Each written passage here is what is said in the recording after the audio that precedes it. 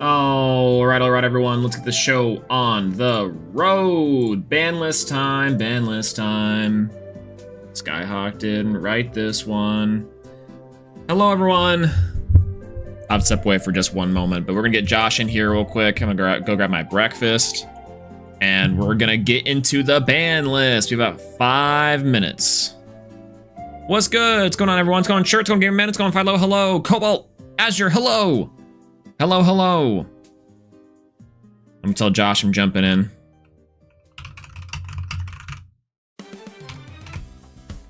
All right, everyone. Please welcome.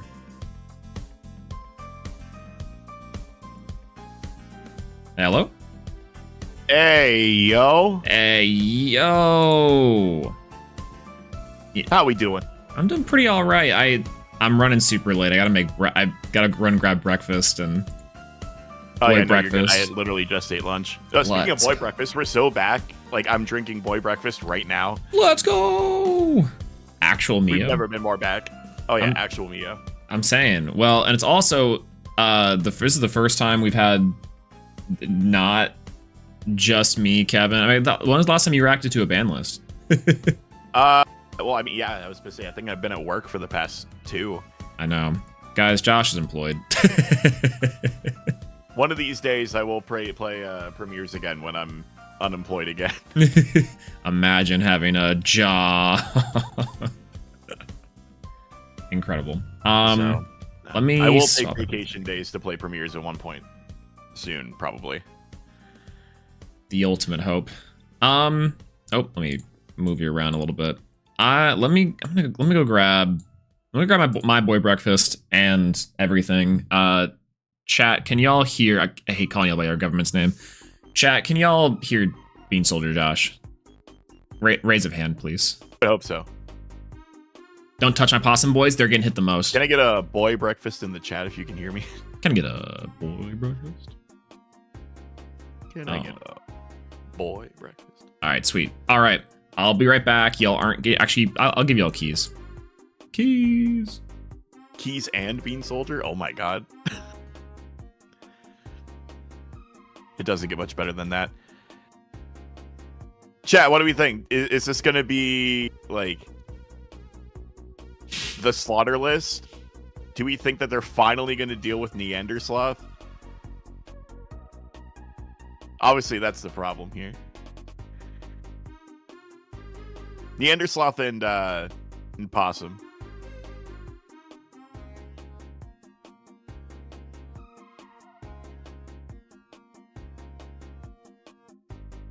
Like, clearly Moth is okay. Clearly Bears is fine. What else is okay? Fire Artifact and Turtles, that's perfectly fine. Ooh, I don't know. I think there's one glaring exclusion I want to make from that. I'm so sorry, Win the Scent, but Krakatuga, it's time to go. No, it's clearly just Neandersloth. We should ban Hera and Possum, and then format's good. I kind of agree. Honestly, can we like double limit Bear? Can we create a new thing where we actually give 4 Majorsa Champ? Please let me quadruple Bear Bomb. See, the problem is you're joking, but I know you can do it. You can triple Bear Bomb right now. True. Oh, Dyer, you're so right. So Dyer's so right, and unfortunately very correct. All right, let's see. Are things good yet? Not just in general, but we have what, 4 minutes? Yeah, something like that. All right. What do we think is going to be? Do we think this is going to be a medium list, a slaughter list, or do we think this is going to be like, okay, we were just in like one card because everyone's talking about it? Well, it's definitely not the last option. Okay. Because I think a lot of people have been talking about a lot of cards. This isn't a like avoid boogeyman situation. I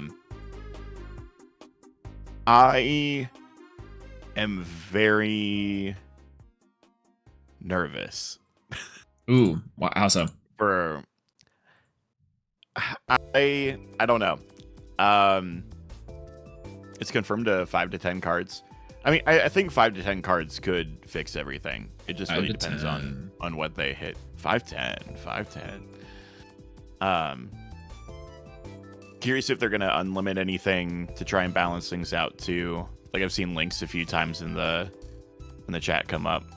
I don't know if they'll do that again, but I wonder if they're gonna try and bring the power level back down to like post Worlds format. Yeah. I wonder if they're gonna like undo some of the changes, or like what? Because like Fish are at 3, of course at 3. I wonder if they're gonna still keep those there, or if they're gonna go back. Those are things that we kind of have to keep an eye on as well. Moth, I don't know what they're gonna do to. I think it's pretty clear. Probably Moth is gonna get hit, right? Yeah. So that's the other question, is that like, so outside of speed, it's like what is going to be adjusted, and I think inside of like certain decks, we didn't really do our ban list predictions or anything. Yeah. I honestly, and this is a very funny one, I think Moth is, and it's not because of the data. It's actually really, I hate to be like a data Andy and be like, but the numbers don't reflect like its power. I think I think that bag is maybe my issue with the deck. I think you get rid of bag, and the deck is much more in line with the rest of the decks. But I will say this: the only problem with my thought process there is that it also assumes that they want to keep Moth at its like power level relative to other decks. So if they're hitting other decks, then you have to hit Moth harder. And then also if they're hitting the big one, which I want them to do, is a Gorgon's Gaze, then you have to hit pretty much every single deck in a very meaningful capacity, which I don't know if that's gonna happen, you know? Yeah. There's also some decks I don't really think need to get hit that hard. I think Fire Artifact, oddly enough, people were talking about Tongs and like wanting Tongs to be like limited and whatnot. I actually don't think so. I think Tongs is a very healthy card for the game. I think the reason that like Fire Artifact is doing so well is because of the existence of Moth, because you can't play Shield nearly as much. So like a lot of the counters that you would be playing for Fire Artifact just don't exist per se. I gotcha. Or like you're not playing them in the main deck, so you have a harder matchup into Fire Artifact game 1.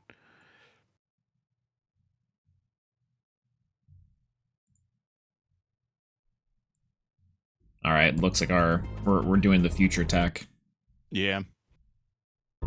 Meta's about to change. Watch along. Drop your reactions below. Thank you, Elestrals. Very cool. Yeah. I think a lot of the people are missing the point of this every list. match.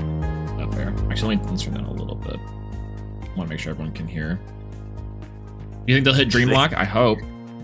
Absolutely. Toxic card. Meant to be a pseudo emergency list with targeted hits and problem things, not a general ban list. Yeah, I think that's very like a good observation. Honestly, 100% agree. Yeah, it does feel like an emergency to like kind of go with their philosophy from the last lists.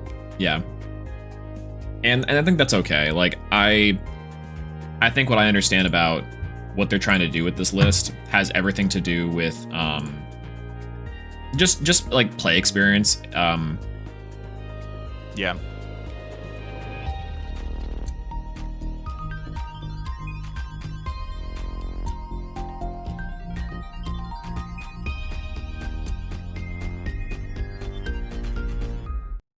All right, let's see it. Hello, everyone. Ben! I'm Clearly Ben, Dimensional but you may Fissure. know me as Ridiculous Hat, and I am the Director of Player Experience for Elestrals.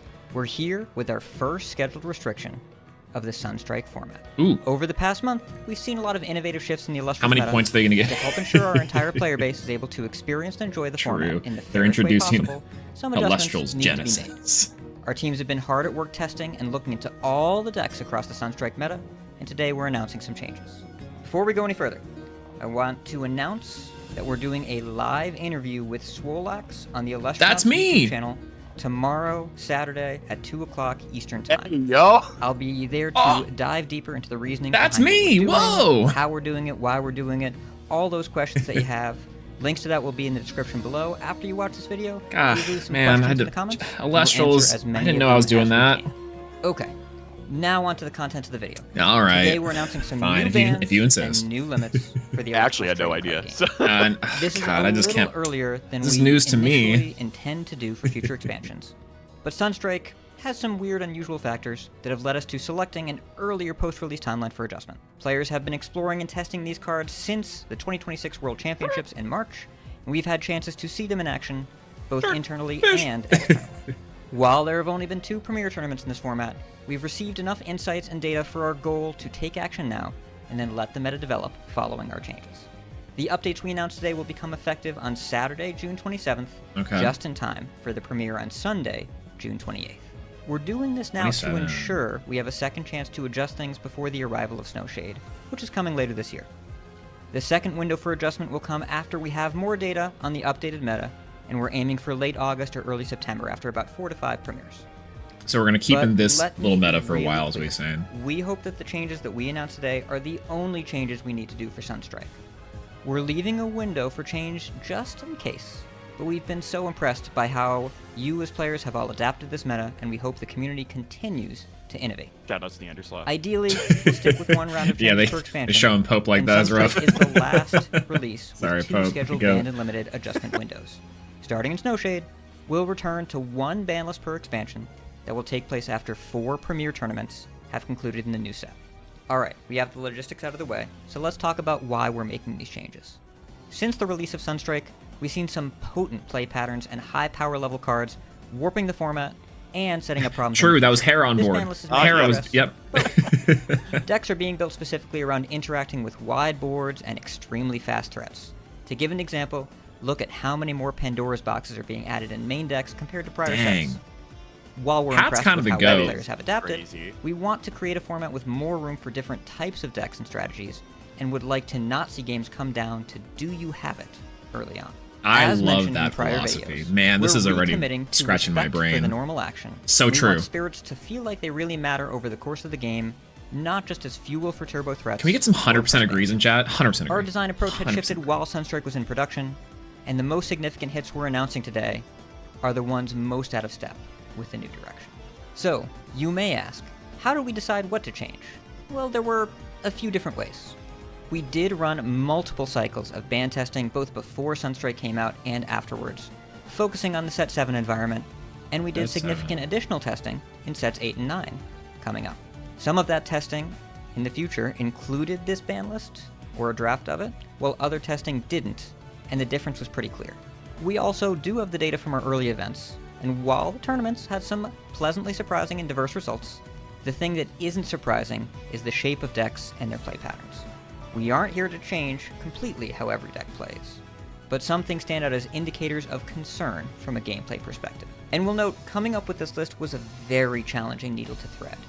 Community perspective and sentiment on Sunstrike has been complex, with some players expressing concern and others expressing excitement. I can't wait And to nobody reread is this wrong. too. If you're having fun, that's great. There's plenty of fun to be had in this format. But with the prior factors we discussed before, we've determined as a team that now is the best time to take action to allow Sunstrike to flourish and to set the stage for future sets. Our goal is simple. We want to allow organic format development and growth. We I don't think we believe should that trust. with We can't intentional trust changes, organic growth we because can the community create will a create wider Celestially metagame with Arise. more That's the problem. opportunity for You player cannot trust creativity. You cannot and trust us. experimentation. You cannot trust Josh We're too, taking specifically. two primary steps towards this. First, we want to mitigate the power and frequency of early game explosive board states and their enablers. Okay.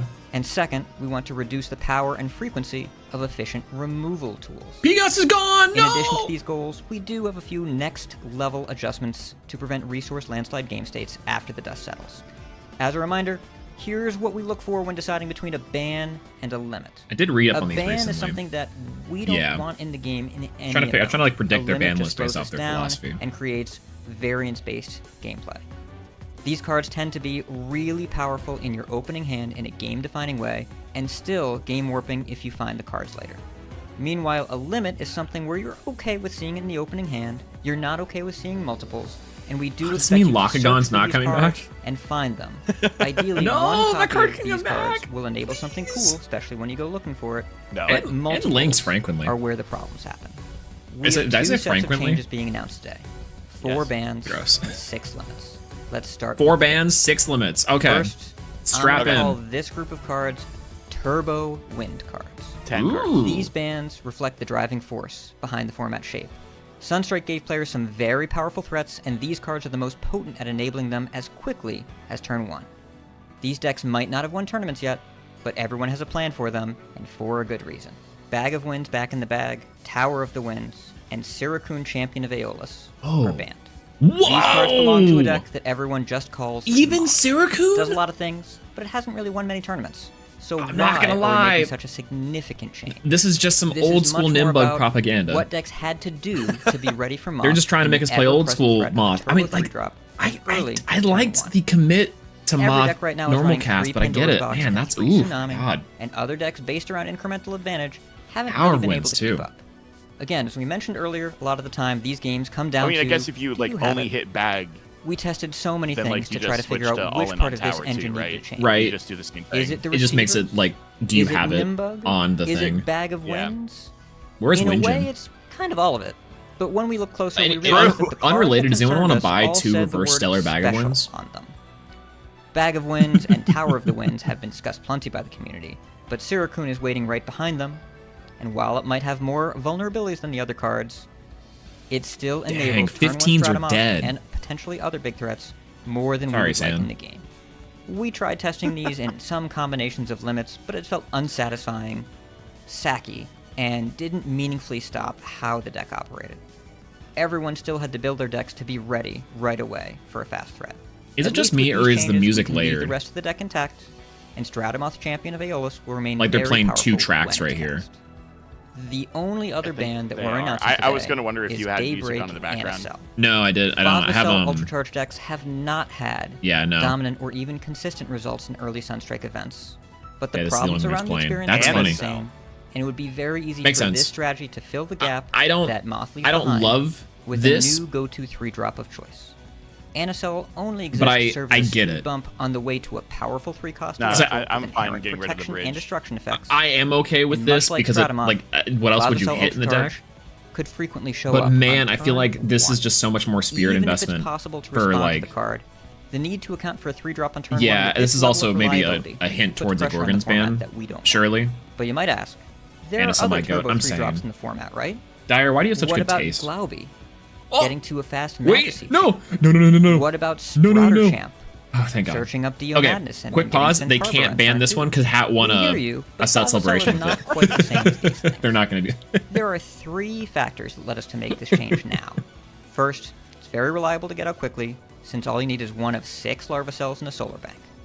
Second, it comes out with the shields up, making it Yeah, they difficult to layered the interact with. There's a very small pool of answers. the battle, And third, if it somehow gets destroyed, it the blows up your battle game plan on the music way with out. the regular music. The other Turbo 3s do some of these things, but With, not all. um, And we're banning Anacell instead of Vazocell Ultracharged. yeah. Anacell is the I one can't unhear committing it the now. sins here. We want to see if people can find a way to make the 3-drop work, perhaps with support from Anacell Supercharged, but the original Anacell is the kind of design we no longer want to create and print in Elestrals. Wait, they As ban a Anacell? reminder, We Kevin! do always try to explore Get in here! from Tartarus versions of cards that get banned where appropriate. While not every card can be fixed, we recognize that the Anacell ban has a significant impact on both original and new Vazocell. It does. We're currently exploring what an EFT What is for Kryber Anacell gonna could do? look like. Of course, no promises, no timeline there, but please stay tuned. You're in bed? and we'll update So you was when I. we have Get in here! Now for the limits. These have a cards white aren't monster. philosophical I woke problems up so for much as this. power level outliers. They're just too good at what they do, especially in multiples. First, Eruption Hephaestus Jealousy. Ooh. This is a very powerful card yes! for fire decks, giving them the ability to globally destroy nearly any face-up card on the field. The efficiency of this I card, don't- combined with its near I don't agree universal with this one, but I application, get it. led to an environment where players just were kills the discouraged Foss from deck? investing into setup cards. You Jealousy have to makes now more sense lean in into a metagame where Antitan, prompt probably, answer is just to needed get the for prompt consistent threats. search. I would have But loved with if the new above bans Anacell for context, searched Phosphocell for a hard ascend. Create an equally stifling environment I think that would have of its own. balanced it out, but that was a little bit forward thinking. Jealousy is particularly powerful when drawn naturally and played in multiple. Also, is that the only especially ban? with Only 2 Krakatuga. bans? But a single copy as a search target Or they're going allows deck by for a deck. different gameplay experience.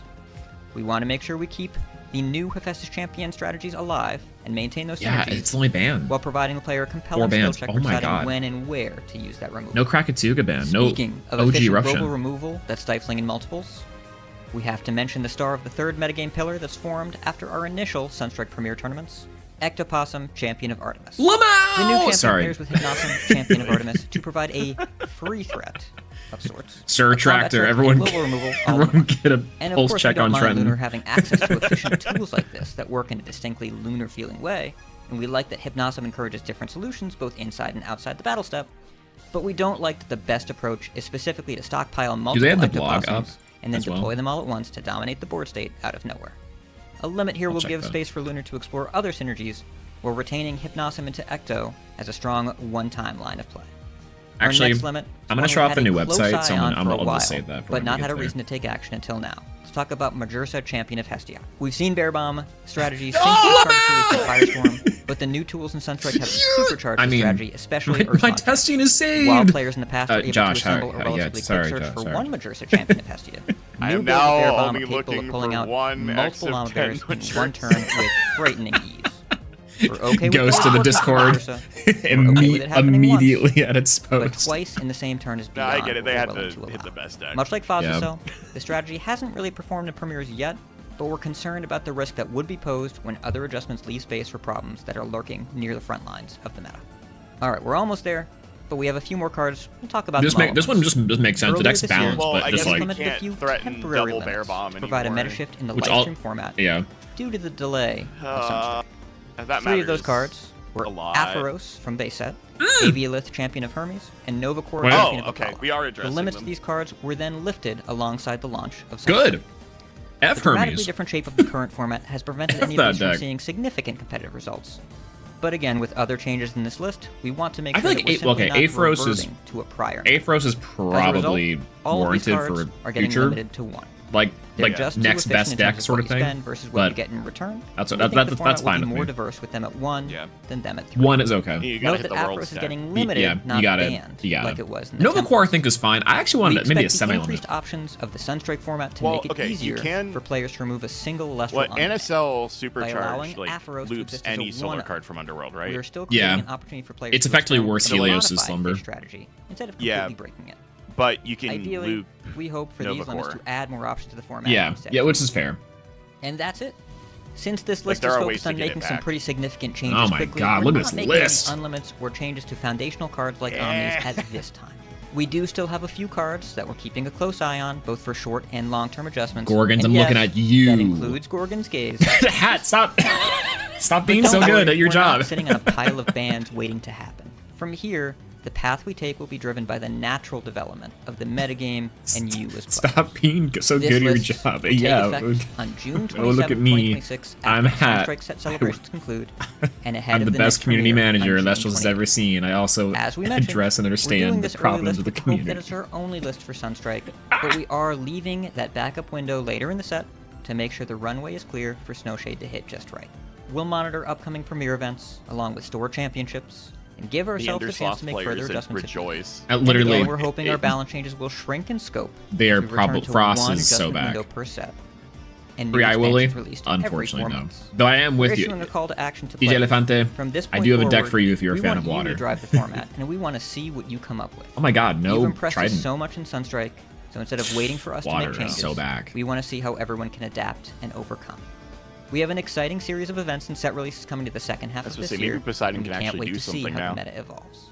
Remember to leave your queries and questions in the comments below for the live interview tomorrow, Saturday, Man, with Swirlex on the Illustronauts YouTube channel. at What an 2 o'clock announcement. Eastern Time. For me, On behalf of myself and the entire Elestrals team, we want to thank everyone for getting involved and getting us closer to the game we want to be for our community. Thank you for watching, and we'll see you in the arena. you see in the arena's tight. That's a good one. Alright, cool, I need to steal that thumbnail. Oh, look at that! Crazy. Who's that? Alright. Interesting. Interesting list. Let's Let's get things back to kosher. Yeah. No overlaid tracks. I swear I'm like they overlaid the wind track and the and like a new track from Awakened. Yeah. Is what it was. All right. I'm gonna share my screen still. All right, we're on the new website. First, the new website, really good looking. It's kind of squished, but the little trail on the mouth is nice. All right, we're looking for their latest news. Is there a way I can go to just their Where blog? Where blog?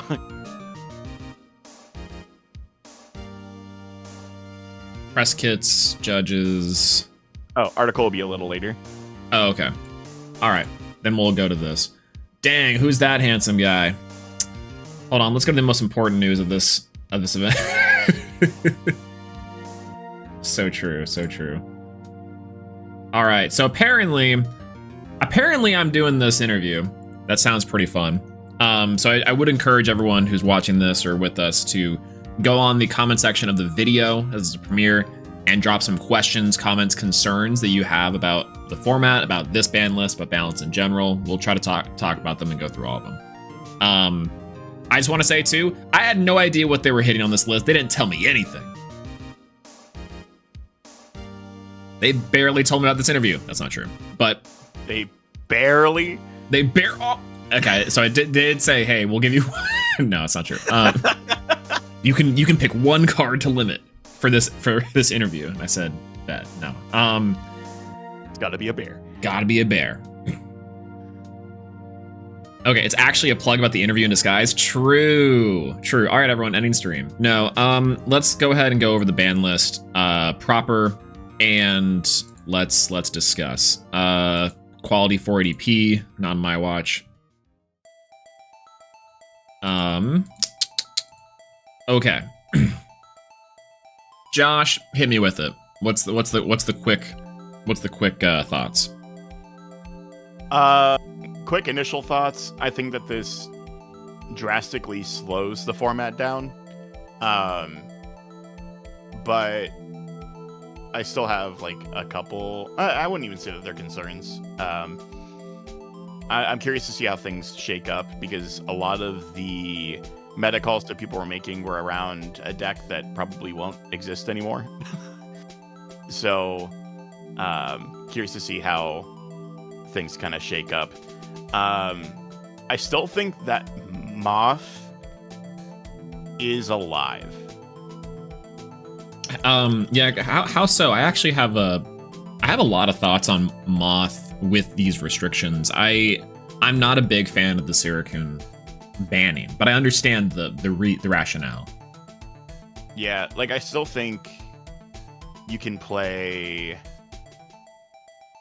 You won't be able to play Moth pure anymore for sure.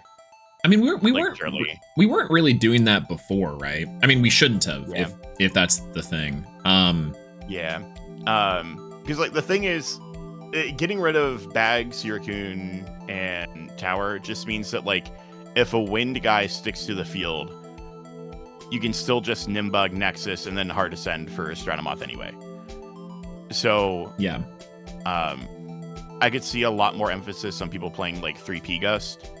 And like Aeola Search P-Gust turn 1. Set it with like an Altar or a Monsoon. Which I'm surprised P-Gust is not on this list.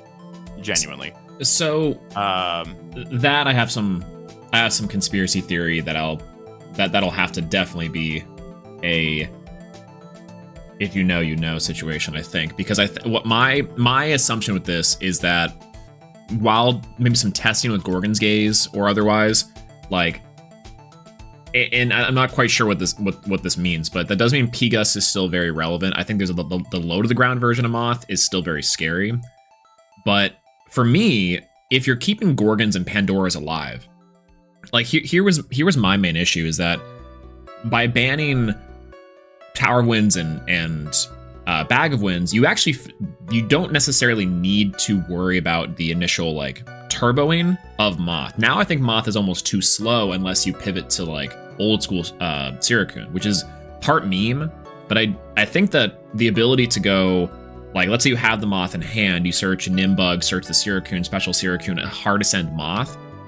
That's much more fragile to Gorgon's Gaze and fragile to P-Box, because now, like, if you P-Box the Moth Nexus cast, you Gorgon's the Moth Nexus cast, Moth is now in a much worse position overall. Yeah.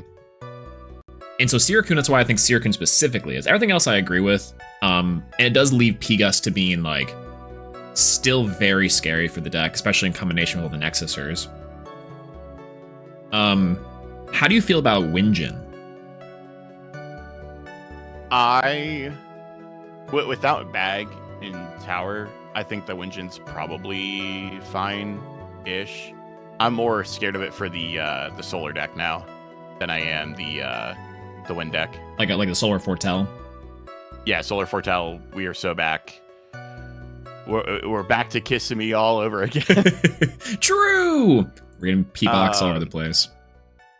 Yeah, so I guess that's the deck that I'm more scared of Winjin being in, for sure. I think that Solar was really underexplored for the first few premieres.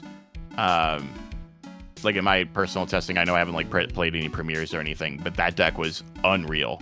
Yeah. Very surprised that people have not been playing it. I also agree. What's funny is that there's so I hate to say Ares because it's like one of those, like, I think people were not testing out the Solar engine as much. I don't understand why, considering that they didn't lose any tools. They only gained the Nova Core. There was one player, and I'm forgetting, this was on the first premiere, that did, I think, top 32 or top 16 with Solar Foretell with the new Winjin, but their deck list was like a little funky. I think if it was more Celestlio based, I think it would have been fine. But it was not. I can't remember what the exact like composition was, but it was performing really well, and I think was like killing it against, I want to say it was Moth even, but I cannot remember. Yeah. That being said, too, like to Pope's point, like should Krakatuga been banned? I think so. I think maybe we'll put a pin in Wind and talk about the limit to Eruption and having both the Burn Eruption and also the Krakatuga OG still in the meta. How are you feeling about that? Because I think we might be different on that. I think it's fine. I think seeing this card early is really powerful. I kind of attribute this card to being Lavalith, but better. So it probably deserves the ban. But if we're not looking to outright kill decks, like what they said in the at the beginning, still keeping the tool for like the Vesuvatuga, Krakatuga deck, I think is fine, especially since they can search it and just use it the one time. Mm-hmm. So obviously still a super powerful card. It hurts my bear deck a lot, actually. So this is the real hit to bears. This is a bear hate list. This was the Den combo enabler, so I'm really upset that Eruption's at 1. Yeah, for sure. Yeah. But I think 1 is a fine spot for it to be. Obviously, like they've kept the window open to, if like Eruption's still a problem, I'm sure they can just take it out back. But I think that it will probably be fine at 1, and won't be nearly as much of a problem as it was already with the Krakatuga stuff. Yeah, I like Eruption at 1. I'm a big fan of this card at 1, but honestly, my internet speak is coming out. I think that I would have preferred OG Krakatuga ban. Like, if the philosophy behind the first portion of this is, is where the direction is headed, I think the idea of like comparing hands and just saying like who has it is effectively equally as applied to Krakatuga. There was, I think, the Skids and I think it was Stellar Kristoff in their top cut round, where Skids just went Smoltuga, reveal, it got Gorgons, and then set a card, came back, did the thing again, and then it got Gorgons, or then it got Gorgons and then removed, and then casted an additional turtle, and then did it all again. And then it was like, okay, cool. Now we're just back to the 5's problem of being like, you have to address this card or like auto lose. And it creates like a really weird experience where like Krakatuga, if you can't stop the Krakatuga, or if you turbo into OG Crack early, then it's like you just are now really far behind. I think it's better now that the limit to eruptions there, because you don't worry about the burn and the pop.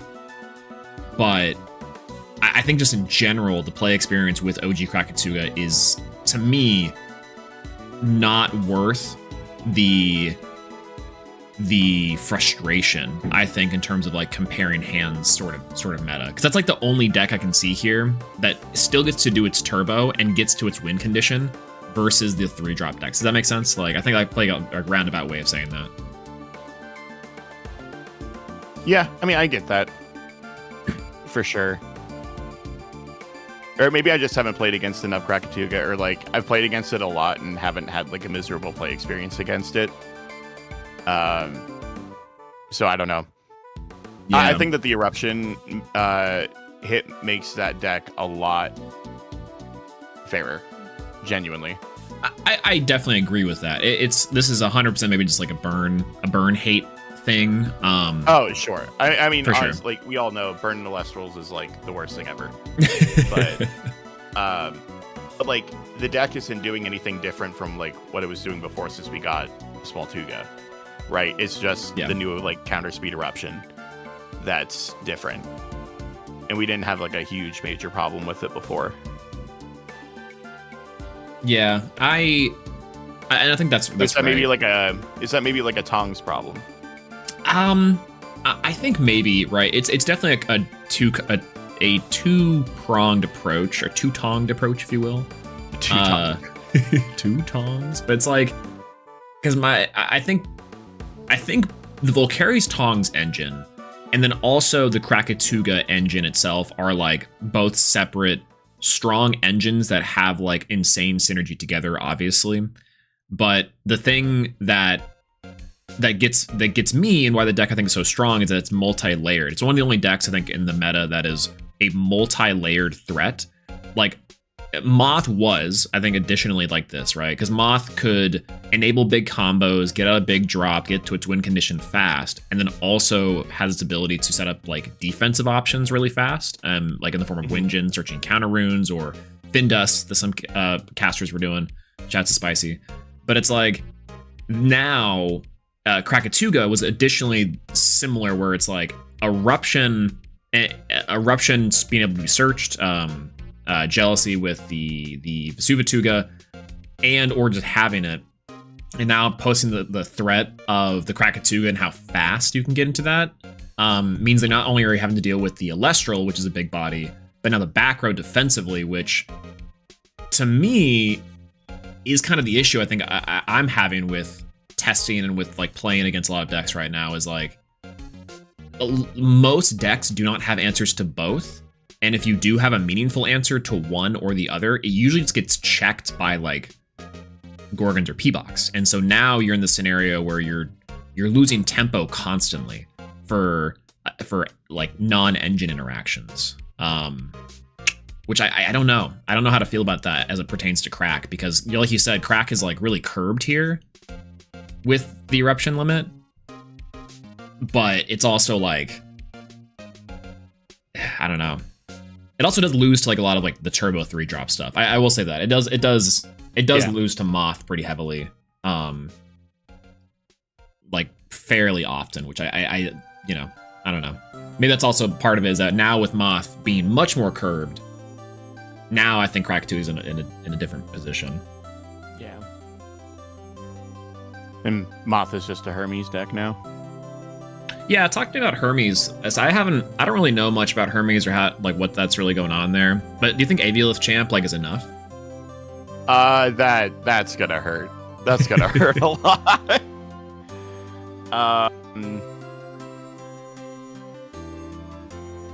Yeah, I really don't have a whole lot to say on that. Like, Aviolith to 1, like, you only get the 1 so, like, if you think about, like, the normal play pattern with Hermes, like, the first thing that you're trying to do with a Hermes is ideally Aviolith re-enchant to your Hermes, and then, like, now you have, like, 6 spirits, and if you get the second Hermes, then, like, you're doing, like, the Aviolence dances back and forth, like, enchanting a bunch, healing a ton.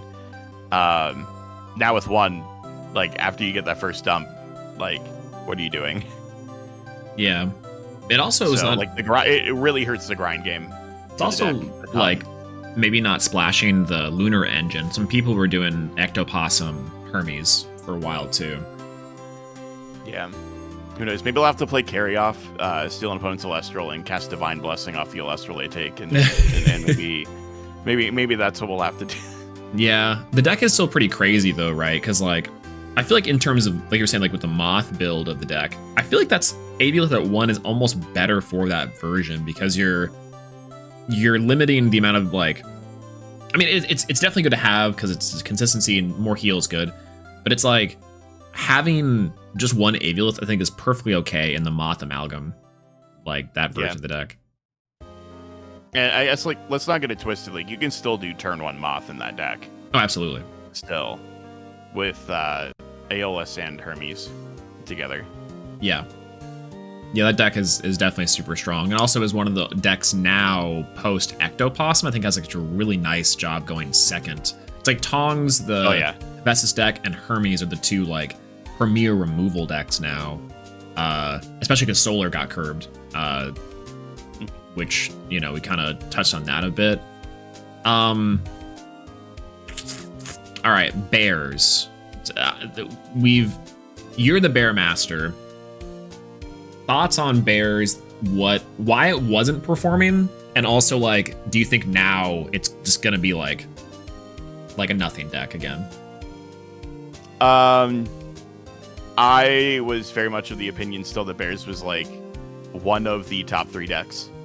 I don't know why it wasn't performing. So I know a few people that have brought the Bear deck to premieres, and then they talk through me like how they played it, and that I instantly have to tell them that they misplayed on turn 1. So I don't know if it's just people not playing the Bear deck super well, if that's what's happening, or if people are checking out for Bears specifically in premieres, which is also potentially the case because, like, I haven't been playing premieres. I haven't really seen or done a deep dive into the lists, but people are also firing like the Majursa double bear bomb stuff way too early, and then getting punished by like the Ectoplasm stuff, or like an earthquake, or they have like Gorgon's P-Box and stuff like that. Yeah. But like Bears can play through Gorgon's P-Box, like no problem. So Majursa to 1, I think definitely hurts because Gorgon's now just says, I'm going to let the bear combo resolve and then just Gorgon some Mama Bear. And now you can't bomb me for the rest of the game, which does matter. Kind of changes maybe whether you want to go all in on the Majursa stuff like you were, or maybe it plays like the Leonite stuff as like a supplementary package to do with Ursmog. Yeah. So it can now pivot to more of like a Hestia deck than just pure Bear Bomb, which I think is cool. But yeah, double Bear Bomb was definitely toxic. Glad to see it go to 1. Okay, I wouldn't say glad. Yeah, but See, I'm not happy about it, but like I get it. Yeah. What's the does anybody have Stellar Leonites for sale? Yeah, true. I did see a deck that was actually, I think, very good in the experimentation pool of, like, it was leaning more on the Hestia side of things, but it was just, like, I think it was foregoing the Leonite. It might have not, maybe it was, like, a one of, but it was definitely, like, the 3 Kinleo, to heal the spirits back and play more a slower to the ground bear bomb, and make it more comfortable, I think, for when you drop the bear bomb, making sure you have ample spirits for it. And I definitely think that's like the way it goes and the way it pivots. I think in some capacity that's like ideal for its success and on the wider audience. Like I think most people weren't double bear bombing because they just didn't know how or when. And so I think it's almost easier for people to wrap their heads around, I'm going to play Tongs control and I am forced to save the bear bomb for the key moment that I need it. Yeah. And I think in that capacity, it might even get better with the limit in the way that it's going to be easier for people to like not overthink the deck. That's maybe the best way of putting it. Like it sounds like I'm saying like people are bad. but it's like sometimes you overthink a strategy, or you're like, oh, I have the resources, so I might as well just like use it, instead of like holding off for when you actually would need it. No, swole people are bad. I mean, yes, but also. Yeah, I'll release a bear video here soon. I was going to release one, and now that's kind of outdated. Yeah. You just cut out like a double bear bomb section and be like, all right, everything's still perfectly okay. Goodbye, everyone. Yeah, so actually we're playing 4 Majursa, quadruple bear bomb. True. I'm waiting for those jokes, being like, yeah, we still have the OG Majursa. What are you talking about? It's like, yeah. Now that's a double bear bomb. Now that's true. Actually, you know what? You can still double bear bomb. Just one of them just is like, okay, wait a minute. This is actually kind of cooking. If you want a double bear bomb, the first bear is just the old bear, and it's not as effective at all, but you just use it as like a beat stick to bait counter runes and whatnot. Like big bodies are still kind of like prevalent. So if you want a double bear bomb, you can. It's just not the bomb portion. Yeah. Man, I love Frost. True. Yeah, Tongs bear. Let's see. I'm thinking of something else here, but it's slipping my mind. Phosphocell and the solar deck in this capacity. Some people, I think, Dyer was also talking about if this deck was dead. Thoughts on that one? I don't think the deck's dead, but it's definitely... It wasn't seen play before, and it was definitely underrepresented as like a good deck. I think it'll see even less play now. I need to do some math real quick. Yeah. Minus 3 Foss equals no deck, if that helps. Oh, okay. Yeah. No, I just need to do some spirit math real quick. Yeah, go for it. In the meantime, DJ Elefante, for your point on the Where's the Ivory deck. So one, the Ivory deck is still very real. I think that deck is actually really strong now, or it's well positioned. I don't know if it's like necessarily going to be like the best deck in the room, but the fact that you can still go Majursa and also Jinzo, or Majursa, Majesty and Jinzo, I think that becomes like a very scary prospect. So, like, is there a good way to even get Ultra Charged double Solar Enchanted anymore? Because, like, the whole combo with Anacell... Yeah, you'd have to Solar... set this up with the double Solar. You'd have to, like, Solar Charge it, right? Yeah, you'd have to do that or have some Nexuser, for sure. Because you're hard ascending always, right? So the idea is you have to siphon. Outside of the obvious ways, I think that there's almost no capacity that's going. That is not now. It's not now shield immune, unless it's like. I think that's a much healthier for this card to be in. Yeah. Like you can do like extra investment to give it the protection, but it's still gonna like pop a card otherwise.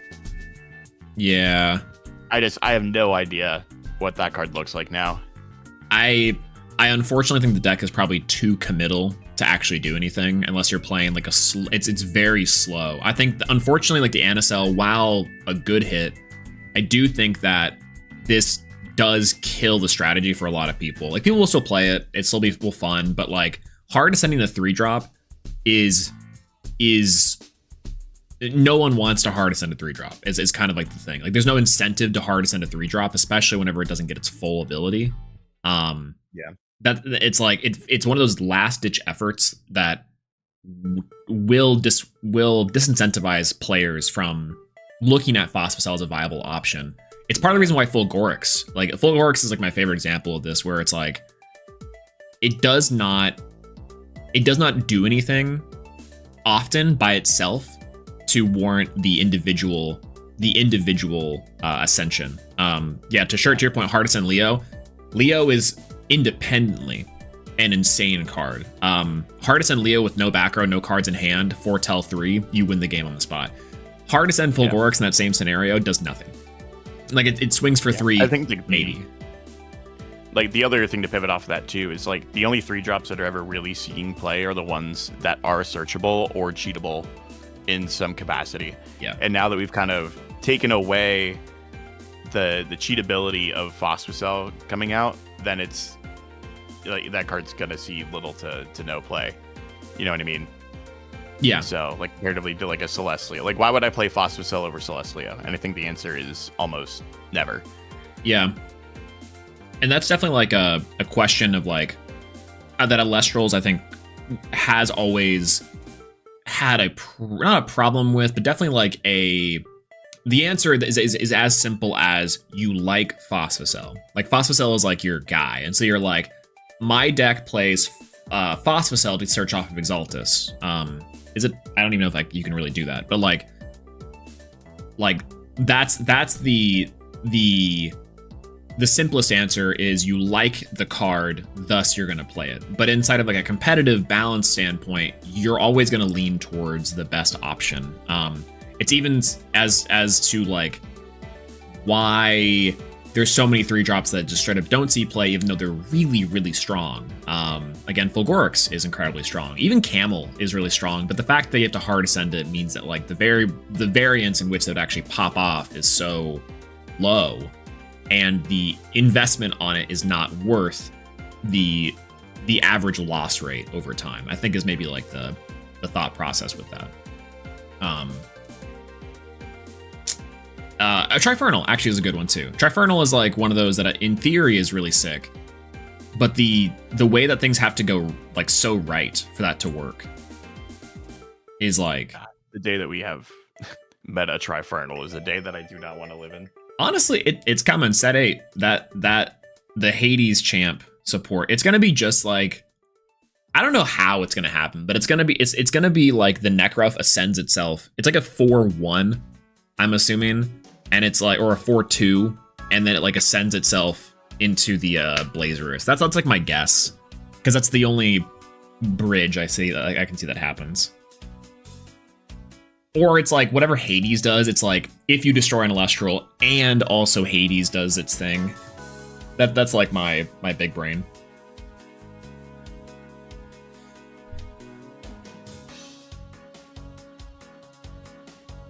I don't know. Acer Sotika should be tier 1. True. True. Bring me back to Elestriad. Oh, I love. Thank you, Wirtz. I love you, Wirtz. You're so sick. Kevin, go back to bed. You don't worry about it.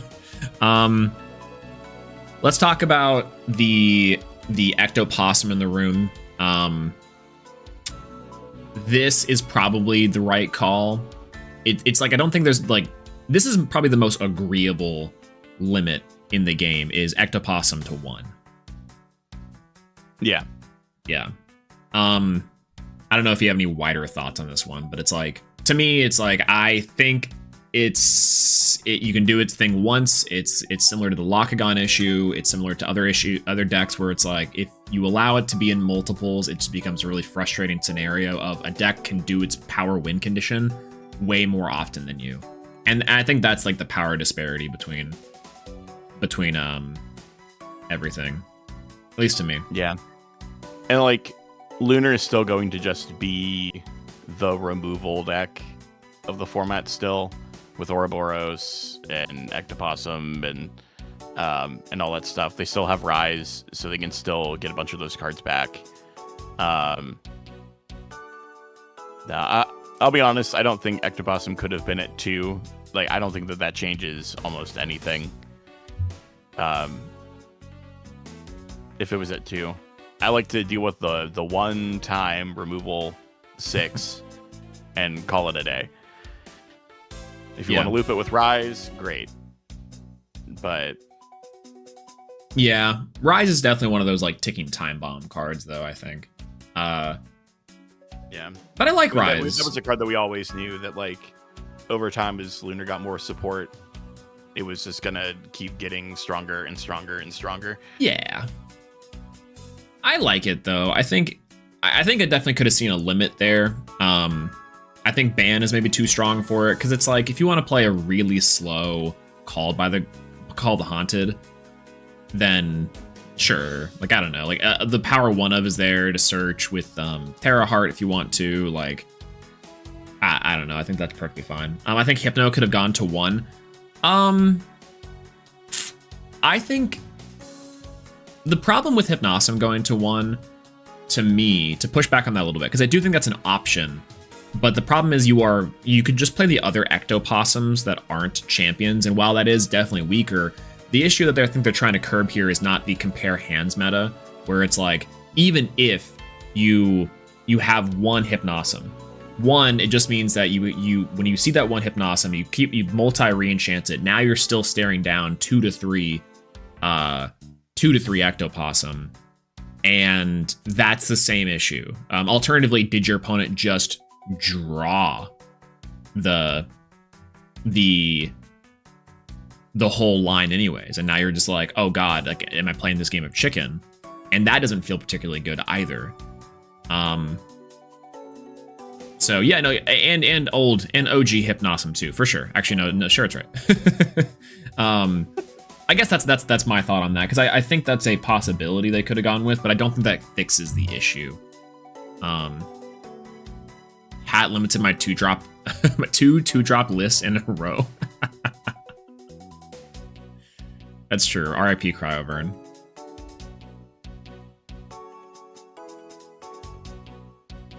Didn't hit Rhino, also true. Yeah, you can play Rhino. That's the problem with being known for a signature deck. You run the risk of being the GOAT too bad. Y'all know something I don't, or are we assuming? I'm assuming the Hades line. Same thing with like, yeah, that's pretty much it. Like, there's like I need to make this video where it's like predictions on the new cards and new set stuff, where it's like, this is what we know based off of things we can infer, and it usually definitely wrong, right? That's the thing. I think I predicted that like the Harpy would be the champion of Poseidon, searching Poseidon. I was so wrong, thankfully. What does Solar do now? Celestial Turbo, I guess. Yeah, I think Solar is still incredibly strong. I think Solar is better than Hera. Like, I think that Solar didn't really get hit all that much. Agreed. I mean, when we were doing the 3v3 at Worlds, we were playing off against Ren, Julian, and Hat in that 3v3. Celestio had no problem dealing with Hera. I mean, it was like a little slow, but that was also because I was playing so many Lunar cards I couldn't clear board like every turn. But my Celestio just stuck around for a billion turns. And it's like the Celestio Solar, Fortell Solar is a Sunstrike deck. It was a Sunstrike deck for formats and formats now. And like, you still get to play like I would still play the NSL stuff in the Solar deck and just top it off at the Supercharged line. Yeah, just cycle the... And then just, like, keep looping your cards every single turn. Like, if you don't out that Anacell, you're losing. Yeah, and the, what is it? The double buff from the baby and the... and Temple. Huge. Is crazy. Yeah. Do you think that this list makes battle more a focus? Because, like, this Absolutely. is... Like, Argo good? Kind of thing? Argo better. I don't know if, like, Argo great. I think, like, the only deck that'll really play it... Solar could play it again if they go back to, like, the Exaltus stuff. For sure. You could probably see Fire end up playing it for, like, Tong's shenanigans again. Yeah. Because I feel like they weren't playing that because of Moth and P-Gust. I think Shield becomes a lot more powerful. For sure. Even with P-Gust still rocking around, I guess the likelihood of it, like, doing its thing is lower. Yeah, the likelihood of it being around is so much lower that I think you can safely main Shield and Argo again. Curious to see if P-Box is bad, or if it's still strong enough. Yeah, if P-Box... I think P-Box still good. Like, P-Box right. Now, I think, because they're limiting the frequency in which things are happening, or alternatively, like, Moth has, like, a really big choke point. Bear Bomb is obviously way less impactful now, with having to do another Majursa setup. Gorgons just get stronger. This whole list is like a huge strength to Gorgons. I do think we are now, unfortunately, my hot take is that we are actually in a do you have more Gorgons format. Because the way that I think I can conceivably see this play out is a lot of decks have lost their recursive win con, which is good. But the problem is now is that when you stop that win con, or alternatively, which is usually just a one of, or you are taking the tempo like you were previously, it is now a case of, hey, do you have the Gorgons from my Majursa? Okay, well, now we have to compare hands and check if I have the defensive option to now say that that's okay. And if I don't, then most likely the chances of you having a board breaker and a retaliatory turn is high. So, like, this just depends on deck. This depends on a lot of factors, and that's maybe a little bit too, like too much assumptions I'm making, but I feel like that's how it's gonna go for a lot of decks, unless you're playing like Hermes, which has like mass removal, if that makes sense. Like, I don't know if that's too crackpot theory.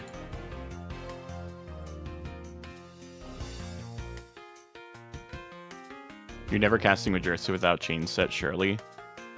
Nah, I'd still do it. Nah, I'd bear. Yeah, and then a normal Vol can still nuke the board. Like, we're good. Yeah. Okay, so that's the thing, too, with Tongs and everything still back in, is that very much so you have the reassurance there. I don't know. Make him have it.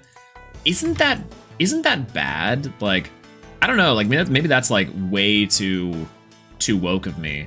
But, like, isn't that not what people wanted from this list?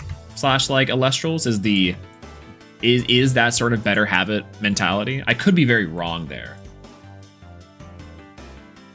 What did everybody want from this list, actually? I have no clue. I just wanted, like, everything toned down. Yeah, the true answer is no one knows. I think if you ask 5 different people what this game is, there'll be 5 different answers. Yeah. Like, yeah, Perky likened to 3. True. So true. So true. So true. Because for me, it's like I'm very much okay with the turbo 3-drop of it all, as long as we're curbing the 3-drops and also curbing like how to get to those 3-drops, like what are those factors. Because I think one of the coolest things about Elestrals for me is the Elestrals and like connecting with how these powerful cards do stuff. And I think that's partially why I'm so like PogChamp out of like when I see really cool decks that utilize every single suite that Elestrals has to offer. And I'm so sad whenever Gorgon's Gaze gets dropped and you don't get to see that in a meaningful capacity. Conversely, I think a lot of people like the 5s meta and like lower to the ground stuff, which I think Tongs facilitates really nicely. I think Tongs is a perfect card for that kind of meta, you know? Yeah. I think at the end of the day too, people just do have a wide variety of like speeds and styles of formats that they enjoy too. Because I even see like a couple people in chat were like, I really like the fast format, and like Livestream was a super fast format also. And I'm sure that Elestrals will always have an ebb and flow in terms of the speed that it goes through. So I'm curious to see if like this is still a speed that like the fast Elestrals players enjoy, while still letting people that enjoy a slightly slower format also like. Yeah. Do you think that this list accomplishes that? I guess is my big question. That's also a question for Hat in the interview. Shoutouts to tomorrow. But like do you think that this accomplishes that? I think that this is still like pseudo fast. What was at the beginning of the video? They said that they want more importance on the normal action. Yeah. And I think that this does that. I think there are certain cards in the game that kind of, no matter what, will kind of go against that philosophy, like Hestia, for example. Like the whole point of that deck is to ignore more of the normal action, right? Mm. But I think for a majority of this list, they have accomplished that, which I think is a good thing. And that turboing out the 3 drops, I guess, sans Mama Bear. But like Mama for like a different reason, has been accomplished with this list. It's just now we're having more of like a turbo 2 drop issue, right? Yeah. With like the Krakatuga stuff. Which again, I still don't necessarily think is like the worst thing in the world.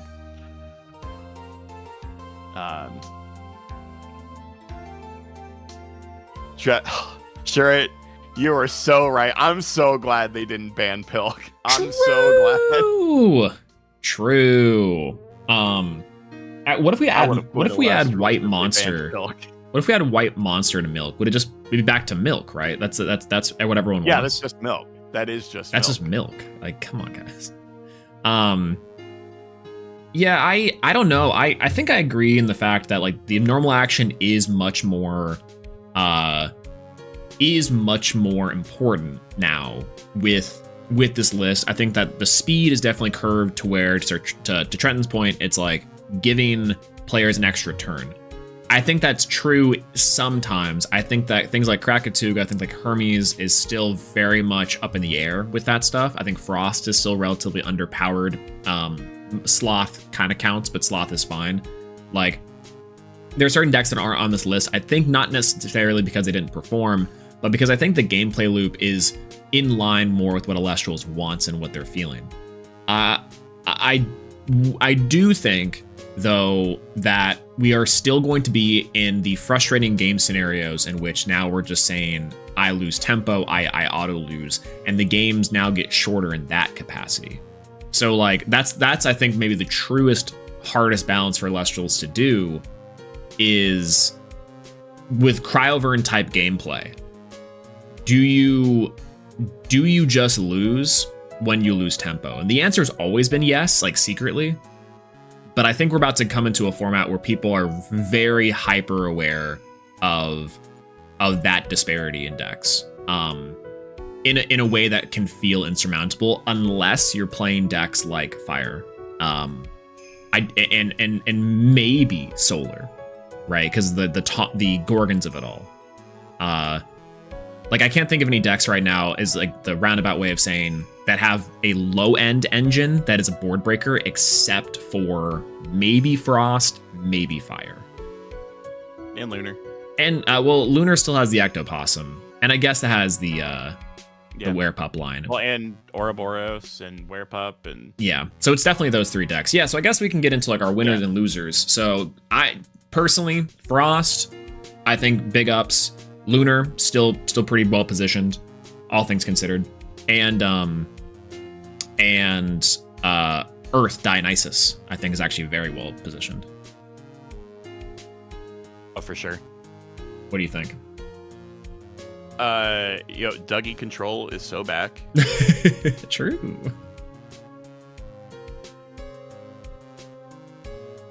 Yeah, huge win for Argo. That's fair. Yeah, huge win for Argo. I think bigger wins for Shield. So especially some of these decks that have been topping, like the Sloths, like your Fire Artifact decks, they are just going to lose harder now to back row that is now going to be mained.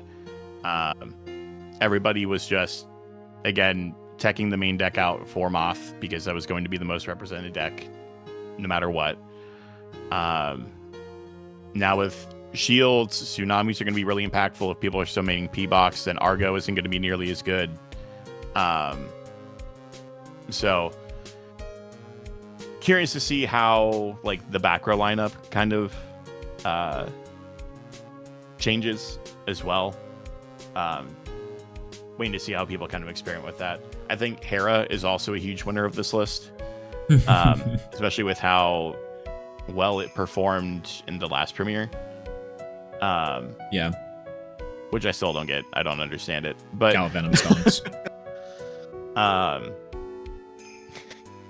But it's true.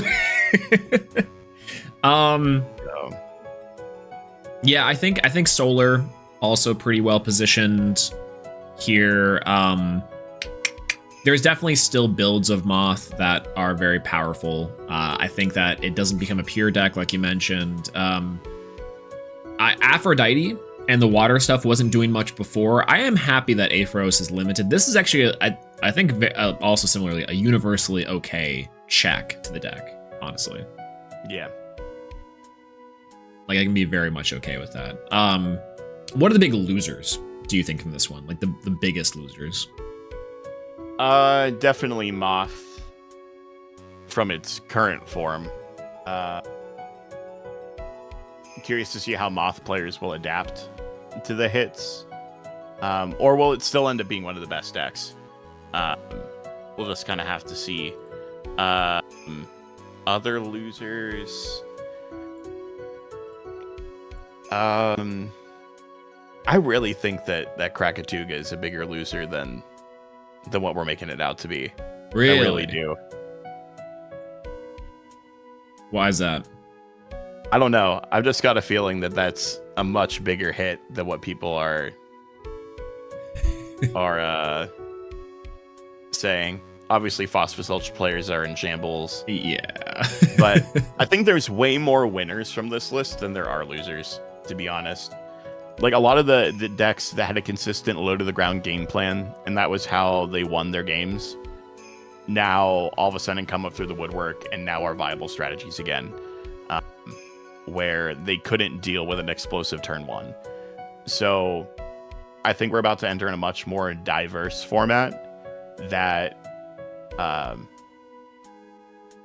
will allow for more expression in terms of deck building and viability, and I think every element, for the most part, will have some sort of good representation, especially in like Top Guts.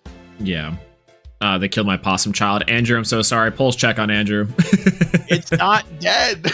It's pulse check. We love diversity. Absolutely. However, not to push back on diversity and staying out of context, but like the problem that I'm witnessing with this is, while I can agree there's a lot more winners than losers, I do think this will still come down to who has the Gorgon's Gaze. I think that Burn, I think is Krakatuga, I think is still very much like up and here. I think that insane to say on Juneteenth, hey, I'm celebrating later today. And I think there's like, I think the way the decks have to function now is like double Cryovern gameplay is still very much real, which means that Gorgon's Gaze is still like the pivot point.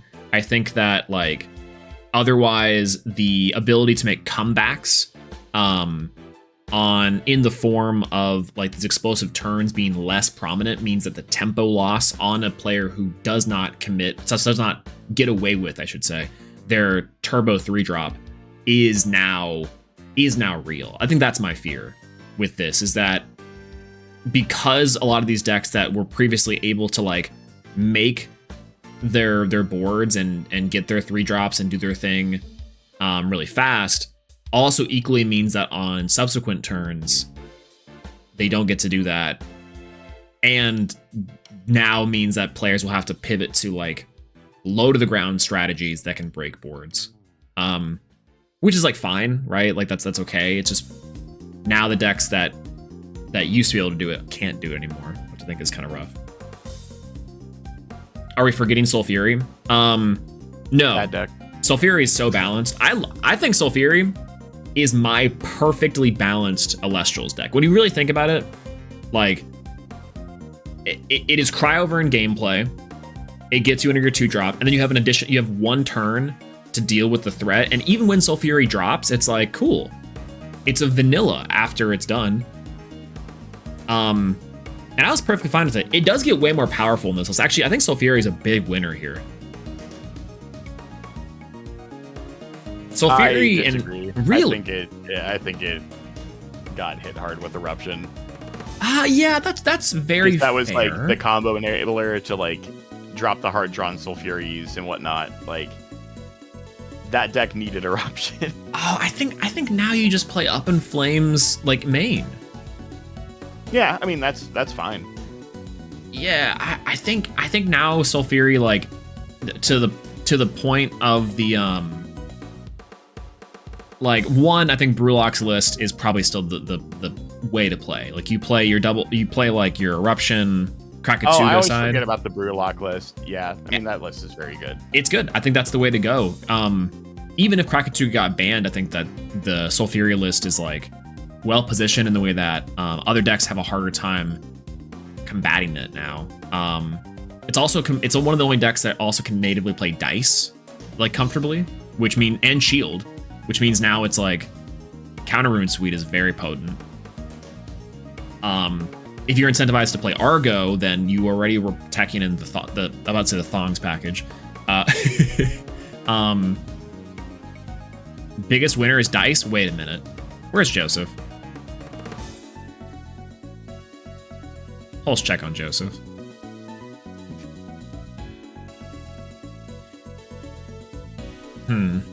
We haven't talked about Blizz yet. Oh, I mean Blizz best deck. Like Right. That's gonna win the next premiere, obviously. Right.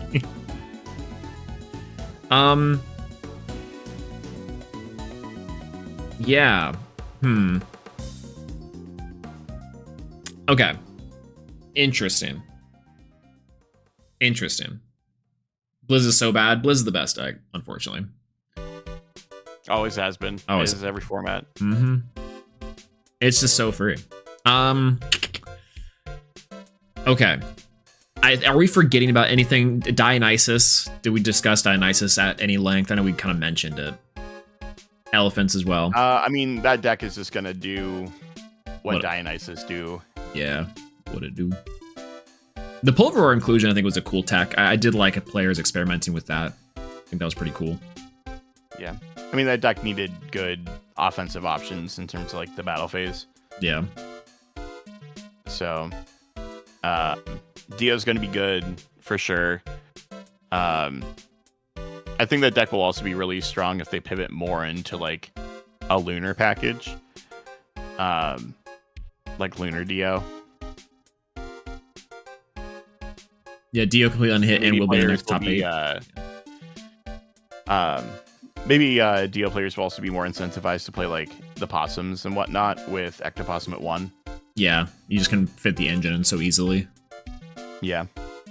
That's kind of the thing with the limits sometimes, is that it sometimes makes the deck easier to build.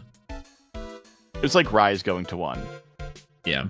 Right? It's like everybody felt a little bit better about playing the 1 of Rise instead of 3. Yeah, especially with deck space being so limited with the 40. I think so. Saying that it'll be in the next top 8, I want to like touch on that point because I think that's a given. Outside of the like our returning players who decide to pick up their decks will for sure be topping on that capacity. My question for the next premiere, as a car is currently barreling its way through 40 buildings, is like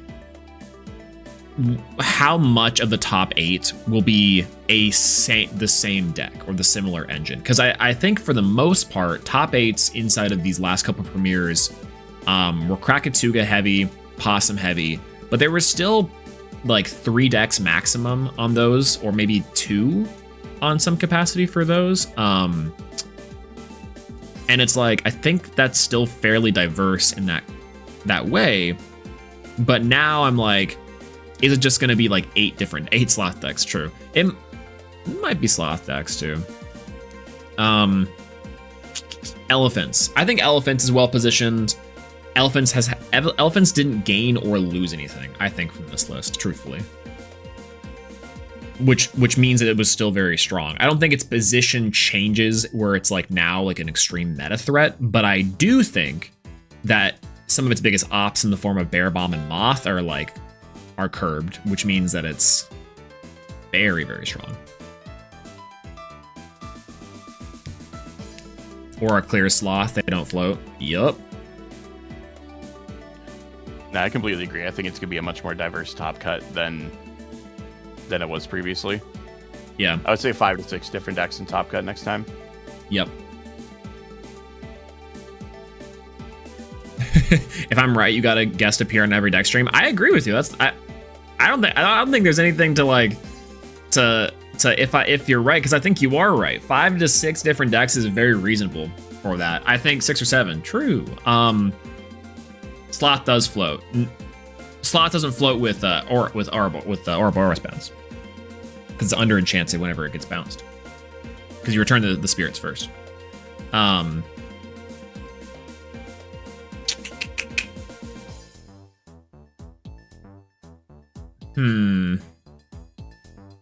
Frost. I guess we haven't really super discussed Frost all that much. It's Sloth for sure, but is there any other thing we're forgetting there? Blizz, right? Like Blizz. It's just Blizz. Best deck. For sure. I think Moth is not Moth, Sloth. It's probably still fine. I know people say that like Shield doesn't hurt Sloth that much. I think it does. For Yeah. Sure.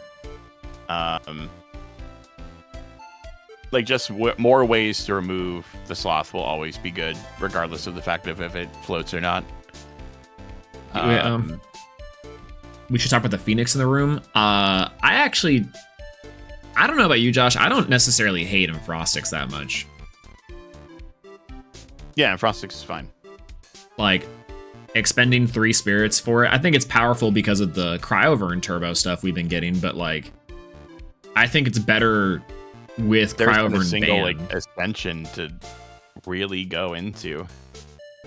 Frostix is the reason I lost my dragon. Yeah, I mean, good. Yeah, the dragon was too good. Yeah. I agree. There's no like big 2-drop we want to go into now. I mean, is it one of those things where it's like in the future? It'll get hit eventually. There's no way that it doesn't. Yeah. But like, for right now, it's perfectly fine. Yeah. Unfortunate. That's actually, I think, a lot of cards in the Elestrals meta is like a perfectly okay right now, definitely ticking time bomb. And it's all dependent on what is printed in the near future. But that's always kind of been the case. Like, the game is fairly balanced when you take a look at like the individual sets, like in itself, but as a whole, there's so many like random things where you're like, okay, this says like Tadpuff and Tadflow, right, can almost never come back in any meaningful capacity. Yeah.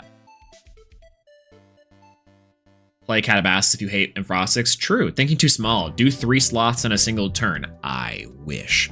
Yeah, with Bo here too, Hera. We kind of mentioned that Hera is like a winner of this strategy. Do we have like some collective thoughts on why. I think for me, it's because of battle being back. I think Hera actually excels quite a bit on battle.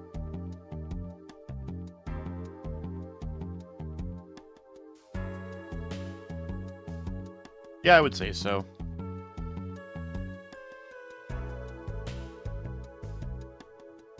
Try to maybe a That bomb. Rice Ridge is a house. Rice Ridge, good. Love the Rice Ridge deck, honestly.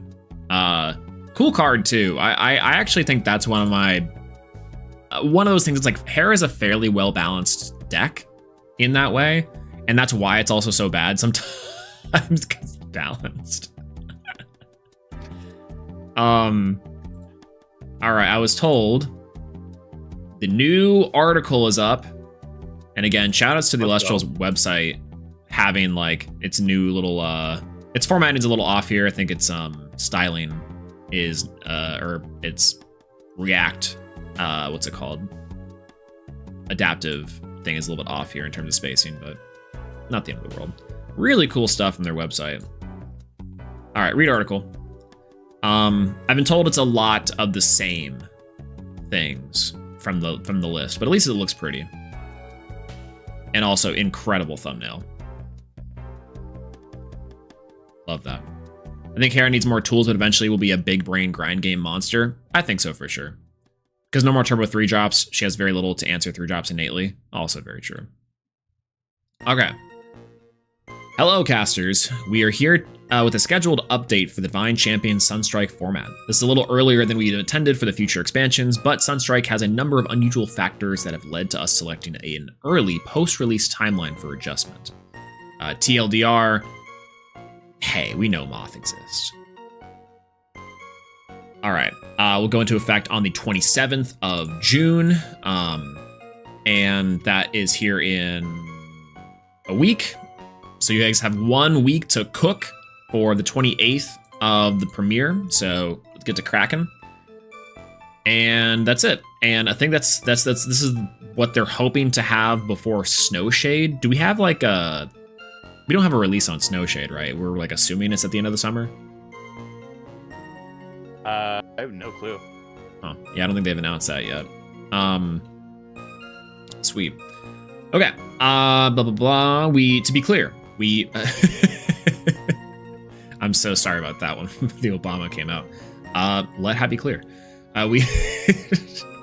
We hope that the changes we announced today are the only ones we need for Sunstrike. We're leaving a window for change just in case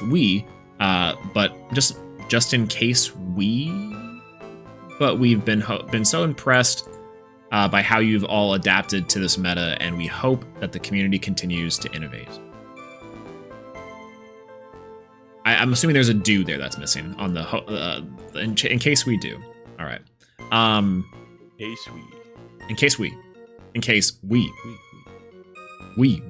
pre-release will be the end of September. Let's go! Cool.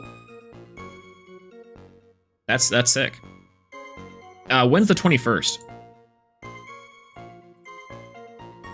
Dang, 21st is a Monday. Okay, it doesn't quite line up. I would have loved those two to line up on the same day. Okay. Additionally, Sunstrike is the last release with 2 scheduled banned plus limited adjustment windows. Starting Snowshade, we're returning to a single ban list expansion that'll take place after 4 premieres have been played on the new set. So this is because of testing, right? Like, I don't know if this has been like widely discussed. I remember they touched on it a little bit where they're taking a really careful eye to the design of sets. They are, I think, with the inclusion of Hat like months and months ago. I know that the team has been looking at their rollouts in terms of like pretty much everything for like card design, card releases, product releases. Like the whole shebang has been undertaken, if that makes any sense, or like redesigned, which is I think is what they're also saying here, is that we're on the right track here with this, which is good to see. Solax professional proofreader. Honestly, it's because I'm such a bad speaker and reader that when I see things that trip me up, my brain goes, wait, that's not right. Let's just out of the way. Let's talk about these changes. Okay.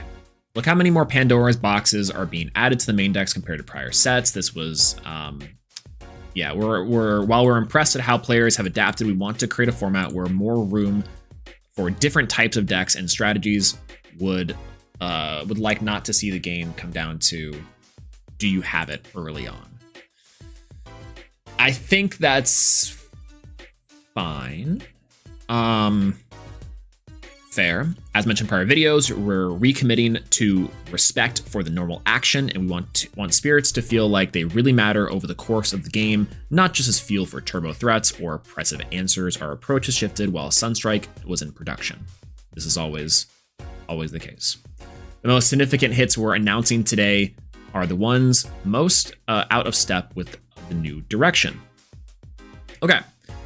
They want to mitigate the power and frequency of early game explosive board states and their enablers, and similarly reduce the power and frequency of efficient removal tools. All right. Sent to Tartarus, we know the big three: Bag of Winds, Tower of Winds, and Surakun. Evil distant coder. 2/2 is my my Crody bro, my Crody Boros fam.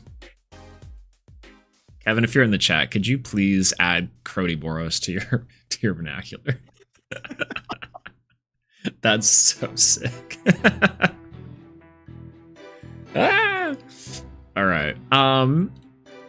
Let's see. Back in the bag, Tower of Winds, and Surakun Champ.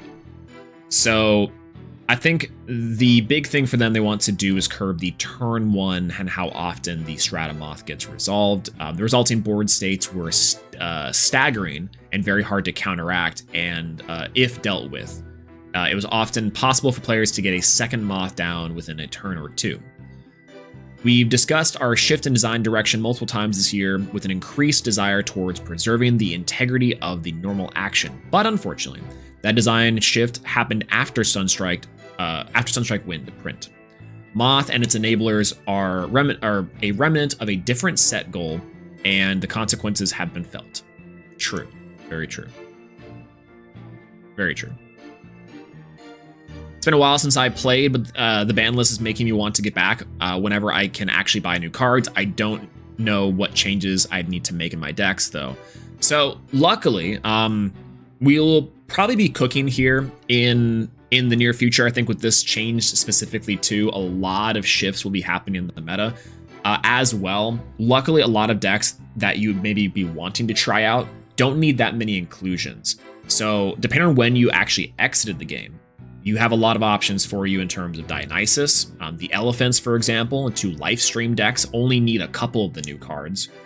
Bears is still very powerful, and similarly from Firestorm, only needs like an additional 1 copy of a card, depending on what you got. Hephaestus, and that also similarly, really only needs Tongs. Like now with Jealousy at 1, like you need it. It's very powerful, but you could almost skip it. So I would say keep an eye out. We're going to be doing some cooking. So after extensive testing, analysis, and feedback, the hardest question here was determining which avenue of the deck to address. There are multiple powerful components here. Stratamoth itself is an extremely powerful threat that can assert utility out, such as Windjin, P-Gust, and Nemesail to solve any problem you can think of. Very true. Nimbug, Champion of Aeolus, is both a search aid and a Nexus enabler, allowing players to facilitate ascensions or wind receive triggers with ease. Very true. And Bag of Winds, back in the bag, is an encapsulation of the problem in a single card, allowing players to bypass counter runes and freely exchange spirits for specials at an overly efficient rate. One thing we didn't talk about inside of our analysis is PTA. As well, I think with this specific hit gets a lot more powerful. It wasn't seeing a lot of play before, but I think PTA now is also back in a meaningful capacity. Yeah, I would say so. That's kind of wait till the big 2-drop where this thing like drops down, and then it's like, okay, we're good to go. And P-Gust was also its biggest op, so maybe with that curved, it'll be all right. Mostly wanted to get my Hermes deck retooled as well as Hera. Hera, very good. Fire Discard, also very good. I recommend those two, especially into this meta. Hermes is still very strong, and you realistically only need the new Cyclovenom / Toxiswarm to do Hermes shenanigans. I think it's definitely hurt by the Aviolith limit, but but still very strong. I think that deck is going to be very powerful. We tested a variety of configurations, but all of our piecemeal approaches to narrow the deck's power felt unsatisfying and didn't result in any major shifts to how Moth won or how people had to prepare for it. After additional deliberation and analysis, we made the call to focus on all of our hits on the enablers that efficiently allowed a 3-drop to be played on turn 1. When you get Stratamoth Champ in play, you will still be able to do powerful things, but the amount of effort required to do so should increase significantly. The increased time cost also means that players will have to manage their spirits and board development more in the meantime, creating a much wider window for counterplay. I think that's true. Do you think that these hits enable that kind of like play pattern? Absolutely, like 100%. I know we kind of talked earlier about like debating on the viability of Sirikun being banned, but like realistically, Sirikun's doing the exact same thing the Bag of Winds and Tower of Winds was. Yeah. Right. It just means that, I mean, actually, that's cheaper, right? Yeah. So the speed in which we're getting Stratamoth out is much slower. Like I said, that you can still do this turn 1, but you need a specific 2-card combo to do so. With I guess you have a couple. No, there's a few like 3 cards, but like the main one being Hermes and Aeolus if you're trying to still do the super unfair thing. But I don't think that even playing 3 Moth is viable anymore. I think that they have really achieved the goal that they were looking to meet by doing these changes. Obviously, I think it sucks that they had to commit 3 bans to a single deck just to rough to like put a band-aid on the scenario. But I really don't know what else they could have done. Yeah, because if you only hit one of these cards, they just go to the next best option, right? And then it's the same exact scenario. Yeah, I do think that with the Hermes of it all, I think that it's definitely still worth it to do. I know MG1, I believe, was only playing like 1 or 2 Moth in their deck list for their top 8 Hermes Moth list, which is still very scary. And I think that's a concern for sure. But MG1 is also one of the greatest players to touch the game. So like, can everyone spirit manage like MG? Absolutely not. So like Bear Bomb, I think like people can try out that deck, but they, you know, good luck. Good luck to the wider pool. Shout out to Bears. Shout out to Bears.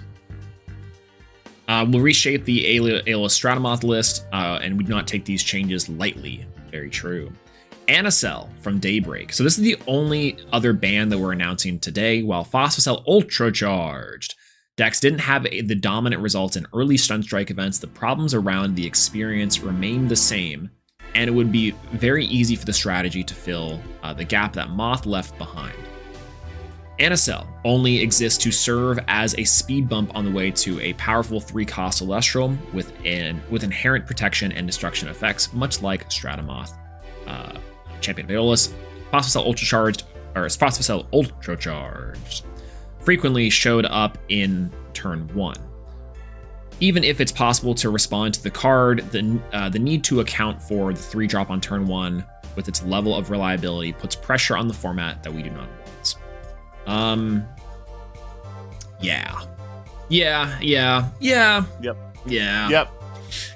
It similar to the Ectoplasm limit, like as far as like agreed upon stuff. I think this is just like it's one of those things that I think people are probably going to be way more okay with this because they weren't playing against it or with it because it just was not converting. But it's very similarly, this card bridging into the 3-drop is an issue. Phosphocell probably is gonna see even less play now, but you know, like that's fine, I guess. I like this. Like I personally know some people that were not going to their locals because of Ultra Charged. Yeah, and that's Ultra Charged. That's all that their locals was. It's a big gatekeep deck, honestly. Like, and it's powerful. That's the problem, is that a lot of these like Chronodile is a good one, where it's like you have one person same rock exact up with thing. Chronodile, and it's like the end of the world. On the wider pool, Chronodile doesn't feel great, or it's like fine because people are just like psychotic. But I think, yeah, on the health as a whole, I think it's probably fine. We probably shouldn't ban Nomodile if that's the case, but we're not going to poke holes in that one yet. I'm curious how much of the ban list decisions actually are somewhat determined by the experience at the local level too. I know that they don't really touch on them, or is it solely Premier play? Because I do think that the experience of like players at locals does matter a ton, especially for like the growth of the game too. Yeah, I think that's like to some extent. I'm not saying like no, I it agree should with be you. the sole determining factor, but I actually agree with you a lot in a very specific way, where it's that because this deck is like, yeah, we'll pin that question for tomorrow. Absolutely. Thank you, Nick. And also big reminder too to anyone that's wanting to ask questions on the Elestrals ban list video. I'm gonna shout it there. In the comment section, write down questions, comments, concerns that you have. Hat and I will be talking about them and looking to address them. But to Josh, your point, I think it's very important for one reason. This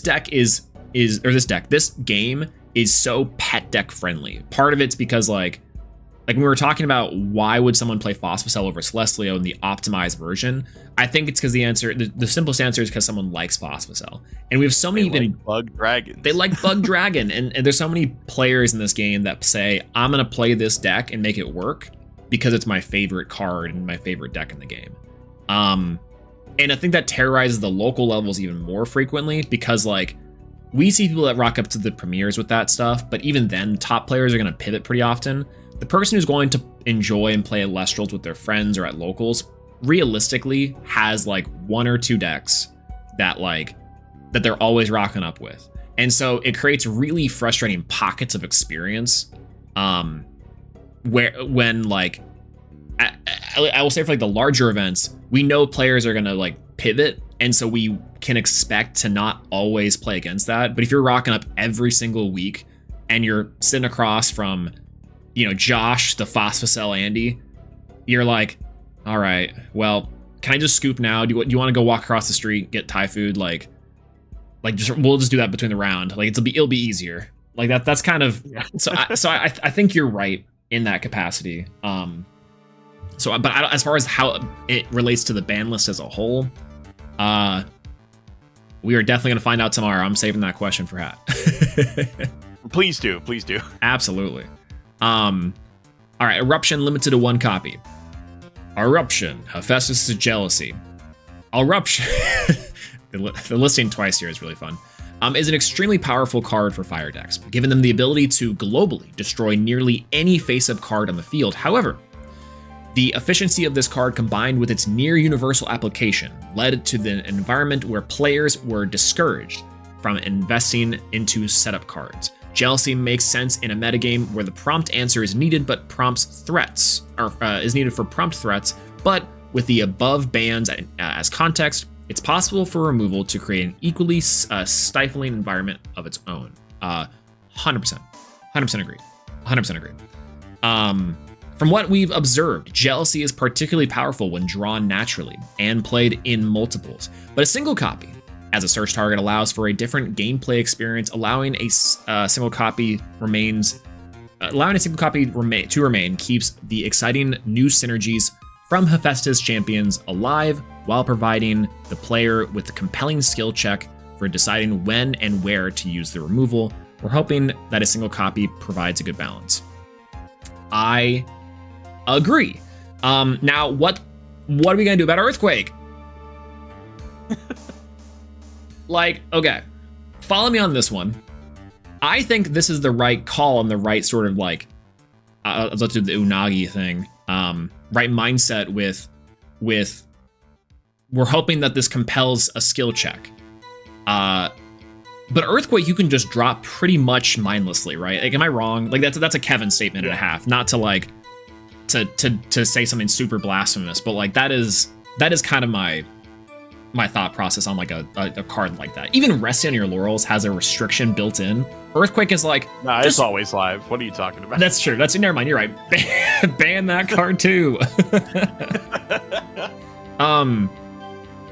So I like the idea with this. I do wish it was applied to Earthquake as well. Just like maybe that's a personal anecdote, but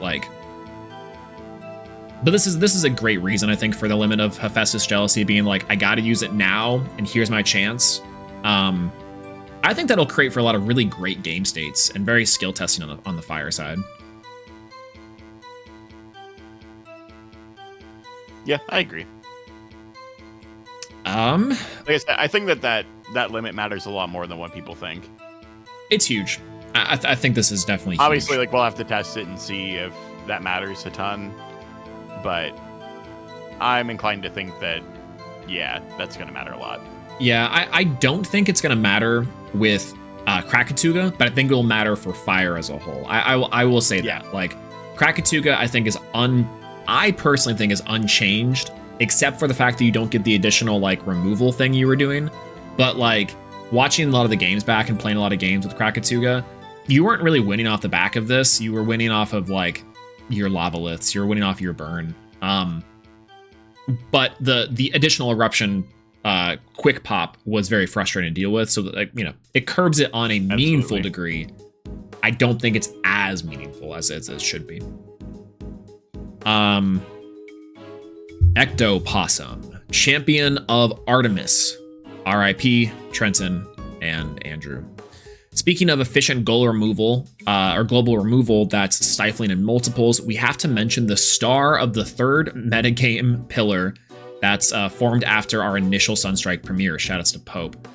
Ectopossum, Champion of Artemis, pairs with Hypnosum, Champion of Artemis, to provide a free threat, a combat trick, and a global removal all in one. We like Lunar having us access to efficient tools like this that work in a distinctly lunar feeling way. We like that Hypnosum encourages different solutions both inside and outside of the battle step. But we don't like the best approach is specifically to get multiple Ectopossums and then deploy them all at once to dominate the board state out of nowhere.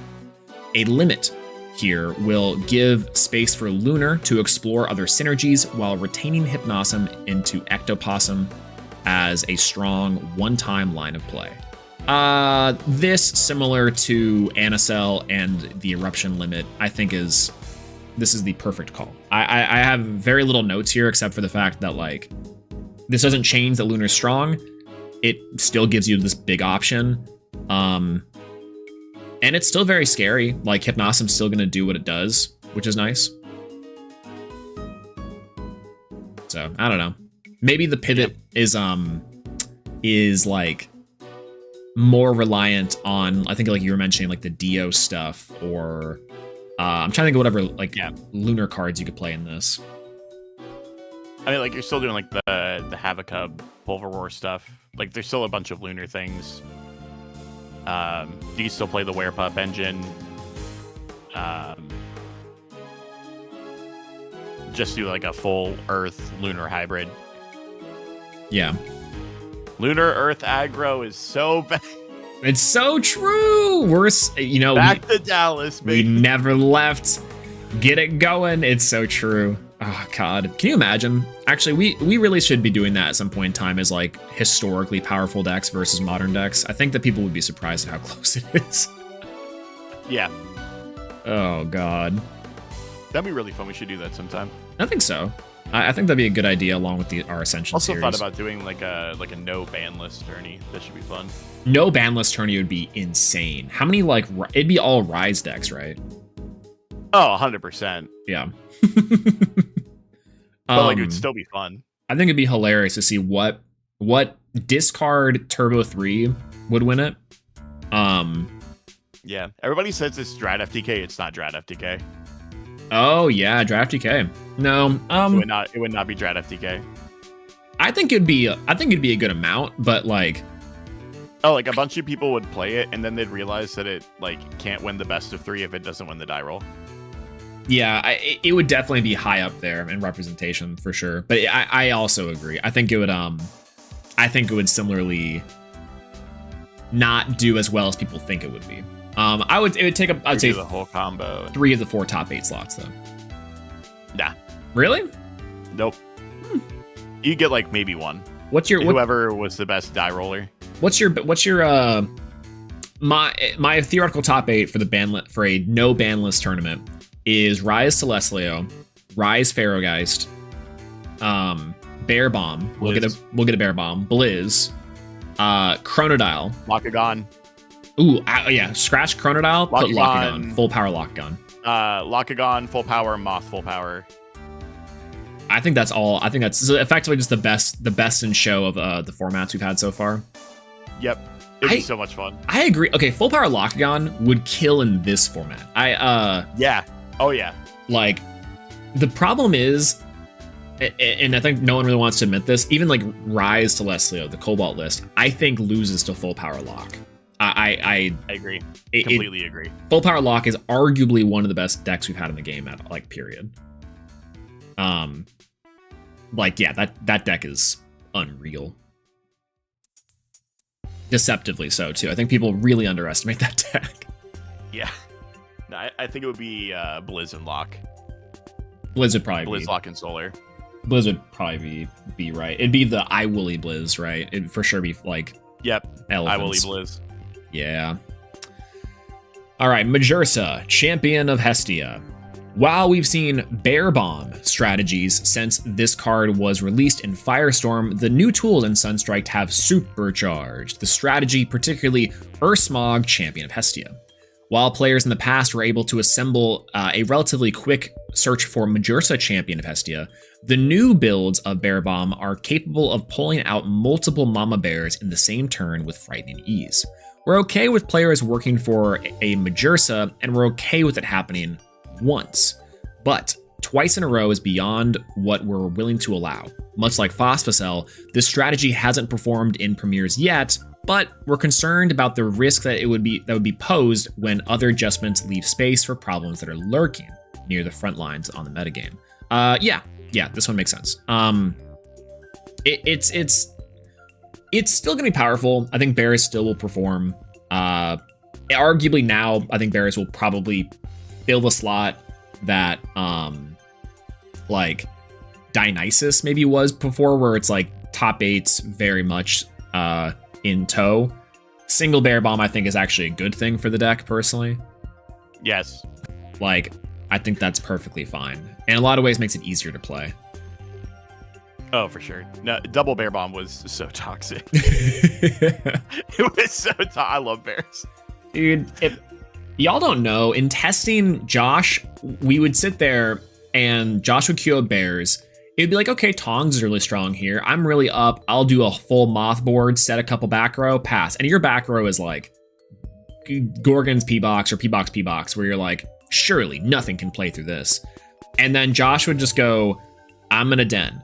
Okay. I'm gonna drop combo. All right. Oh god, wait. I'm gonna go normal cast Majursa. I guess I have to Gorgon's Den. Okay. Ursa Den disenchant. Yeah. P-Box and be like, all right, pass. And then just do it all again the next turn. Or alternatively, play through both in the same turn, because you'd Gorgon's Gaze the wrong bear. I think that was happening a lot more. Like, you'd Gorgon's Gaze the wrong bear early, or it'd be like you'd Gorgon's the Volk and be like, yeah, that's good enough. God, that was so crazy. Bears best deck. It was so sick. Always has been. All right, and the other limits we have the world's trio. I want to find a cool name for these three. World's Trio, the problematic World's Trio, the Three Musketeers, sure. The Three Musketeers of Aphoros, Aviolith, and Novacor, Champion of Apollo. We made temporary adjustments in the April list of this year due to the delayed release of Sunstrike expansion, and all 3 of these cards were included. These adjustments were lifted with the release of Sunstrike, and the dramatically different shape of the format has prevented any of these from seeing significant competitive results. But with the other 7 changes noted on the list, we wanted to make sure that that we're simply not reverting to the world's metagame. 100% agree. I think it's correct. Oh, hey.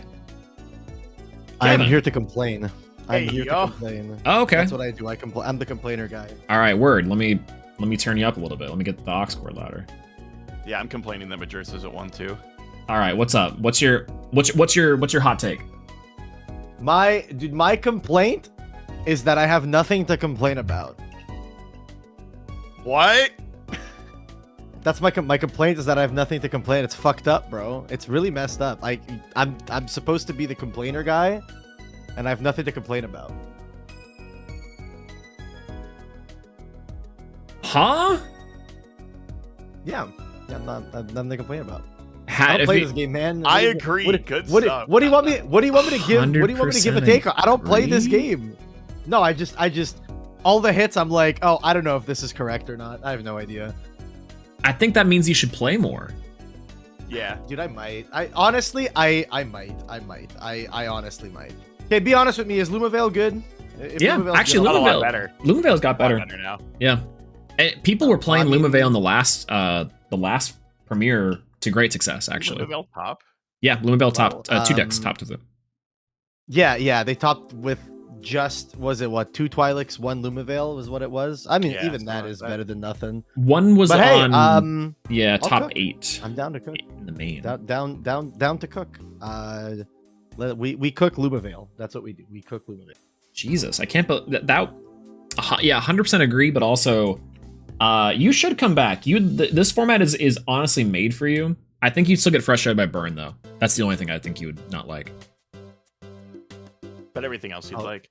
Yeah, like Bear Bomb's curbed, Lock's good, Lumavale's probably solid. Bear bomb, man. Honestly, I saw Majersa to 1, and I was like, but what about Den though? Put Den to 1 too. Why the fuck not? You know You know why we shouldn't do that? why?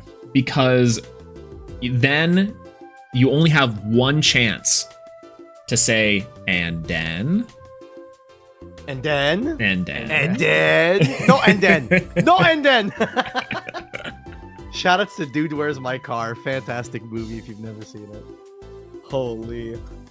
The other thing, did they not take anything off the list? Like at all? No. Mm-mm. See, I think that they should start trimming the fat. I think if I had to make a big complaint, like a bigger complaint, I guess, is they should probably start taking some things off. I think there's things that are perfectly fine to come off of this list. Yeah, like a You know void what I for mean? sure. Yeah, like a void Yeah. champ. I mean, we already have it. Like, I need to be able to play a deck with 3 like a void, 3 like a void champ, 3 like a void champ, escape from Tartarus. Yeah. when that was when that was legal, I did make a deck that was called Like Avoid the Deck, the movie, and it was it was so That's so fun. good. That's really good. That's awesome. Can you imagine a deck with You that know- and 3 ectoplasm? Wait, we're actually cooking.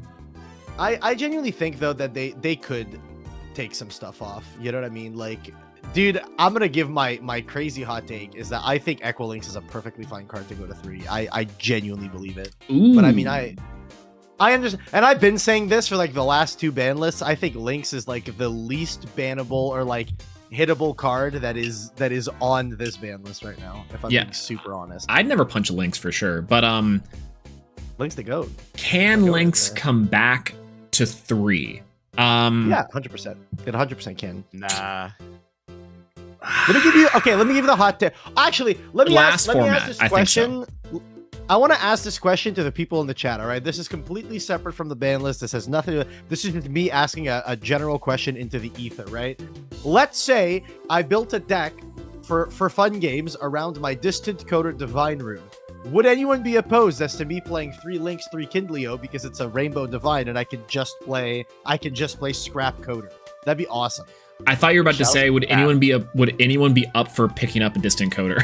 that's what you were Oh. about to ask. Does anyone want to buy a Distant Coder? I still have a couple. I have a few left. And Codex too. I got a couple of those too.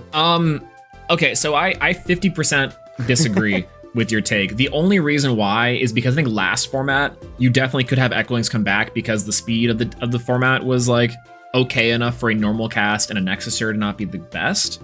It'd still be strong, but not amazing. Now with the format being slower, I don't know. Like just picture this, right? Let me present you a scenario. Normal Equilinks activate Demeter or fucking whatever, you know, any. Sure, you're probably activating Dionysus. Yeah, let's be honest. Unk is back in 2022.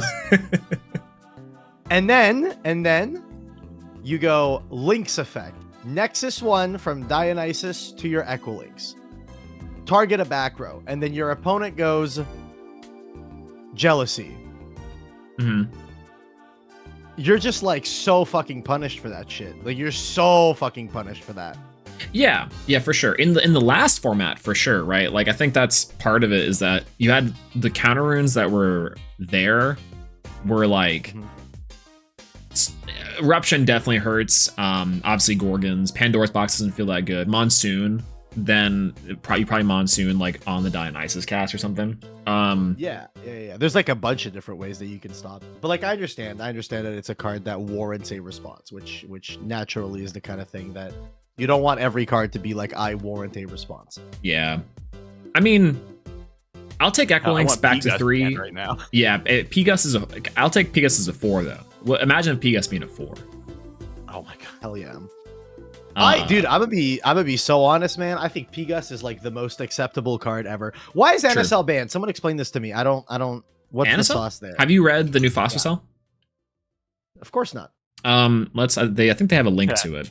So new Phosphocell Ultra Charge. They released a new Phosphocell to turbo into the baby. So Phosphocell Ultra Charged is when this Phosphocell is destroyed, you can target and destroy cards up to the number of solar that were enchanting it, so this Phosphocell.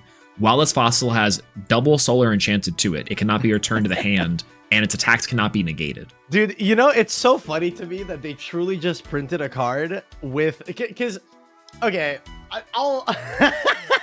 I'll push back on this card design. I find it so funny that they're like, what card could out it? Oh, specifically Shield. Like, what other card is bouncing Elestrals in this game? I can't even name you one. Yeah. Ouroboros. I guess Ouroboros now. Really yeah, like...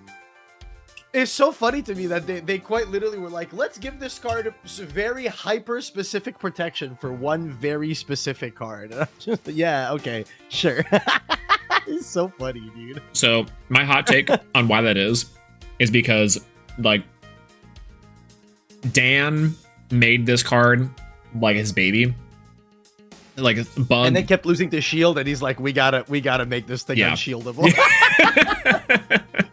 My hot take was that he kept on losing to like Hermes and Shield and like things that would bounce the Phosphocell, and was like, this is like my dream card. Like dragon bug type, so I gotta make sure this thing's good. That's my Daniel A drive. That's my top of the iceberg. Which, you know, no, I think that's hilarious. I mean, then again, I don't think this is like bad in any way. I just think it's really hilarious that the card has hyper specific protection from exactly one card. Yeah, it is that little bit of like, if this thing only said its attacks can't be negated, or it's like can't be targeted or something like that, and I'm like, okay, it's a different type of like Chronodile. Yeah. But the fact that it says it cannot be returned mean that someone in testing was like, I always am losing to shields. Like somebody, he always has it. They always have the shield. What's going on? So funny. That's hilarious. I think what's extra funny about this, right, is that it tells you, hey, I can't be bounced, so the only way you out me is by popping me. Therefore, I will get value. Yeah, you know, I think that's fair. As someone who hasn't been playing the game, is Earthquake still like fucked? Like still super bussin' OP? Yeah. So the Earthquake and Laurels of it all, players with it being at 1, you wind up being in 2 scenarios. The first is that you play Earthquake as an efficient removal tool because you're making a push, and because there's no subsequent equal removal tools, it's harder for the player who didn't get Earthquake or didn't draw their Earthquake to then win, because now you might not have the removal for their dude. But Then also the other portion of it is it's your power 1 of that wins you the game on the spot. So there's no in between where it's like a mid-range removal for an option to go into. It's either win you the game immediately or you're putting your opponent so far behind that they then similarly have like insurmountable odds to win. Is kind of the Bro, I think they should print a Solemn Judgment, bro. Print a counter rune that says this counter rune costs half your spirit deck. Negate anything. You know, I think that would be played. The only problem is you get into half spirits, right? Yeah, you just have to specify rounded up or rounded rounded up or down in rounded the card text. Yeah, you just have to say it. I don't know. Can we give like Nick and Skyhawk an aneurysm and just be like, hey, I have a pair of scissors. I'm just constantly cutting my spirit like in fourths and like. Is my spirit deck still legal? My spirits have all been cut in half. Yeah, what part of this needs to remain for me to stay legal?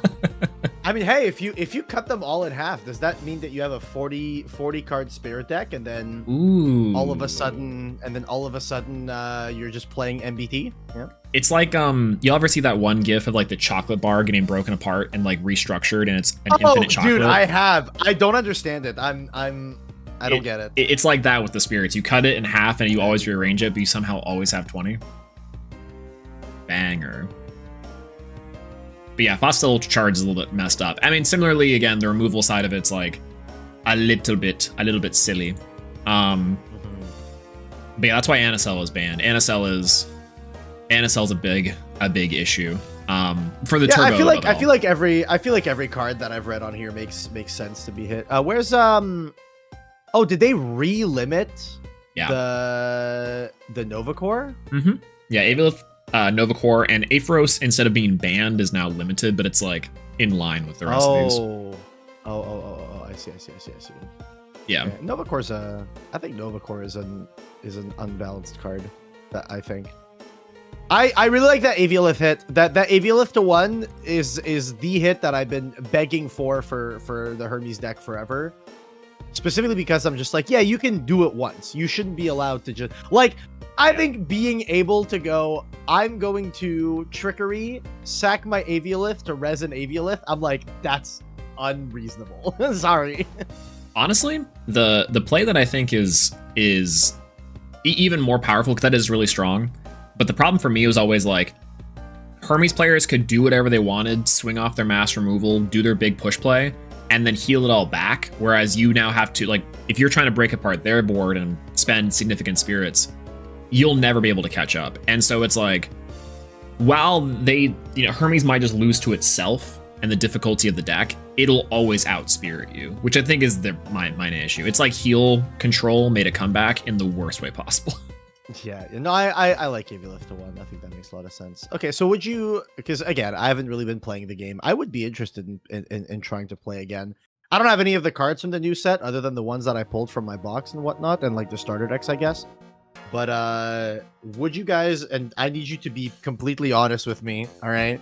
Would you guys say that the game right now, post this ban list, is in a fun and enjoyable place to play? Yes. Okay, that sounds I think that there's probably like a couple frustrating things.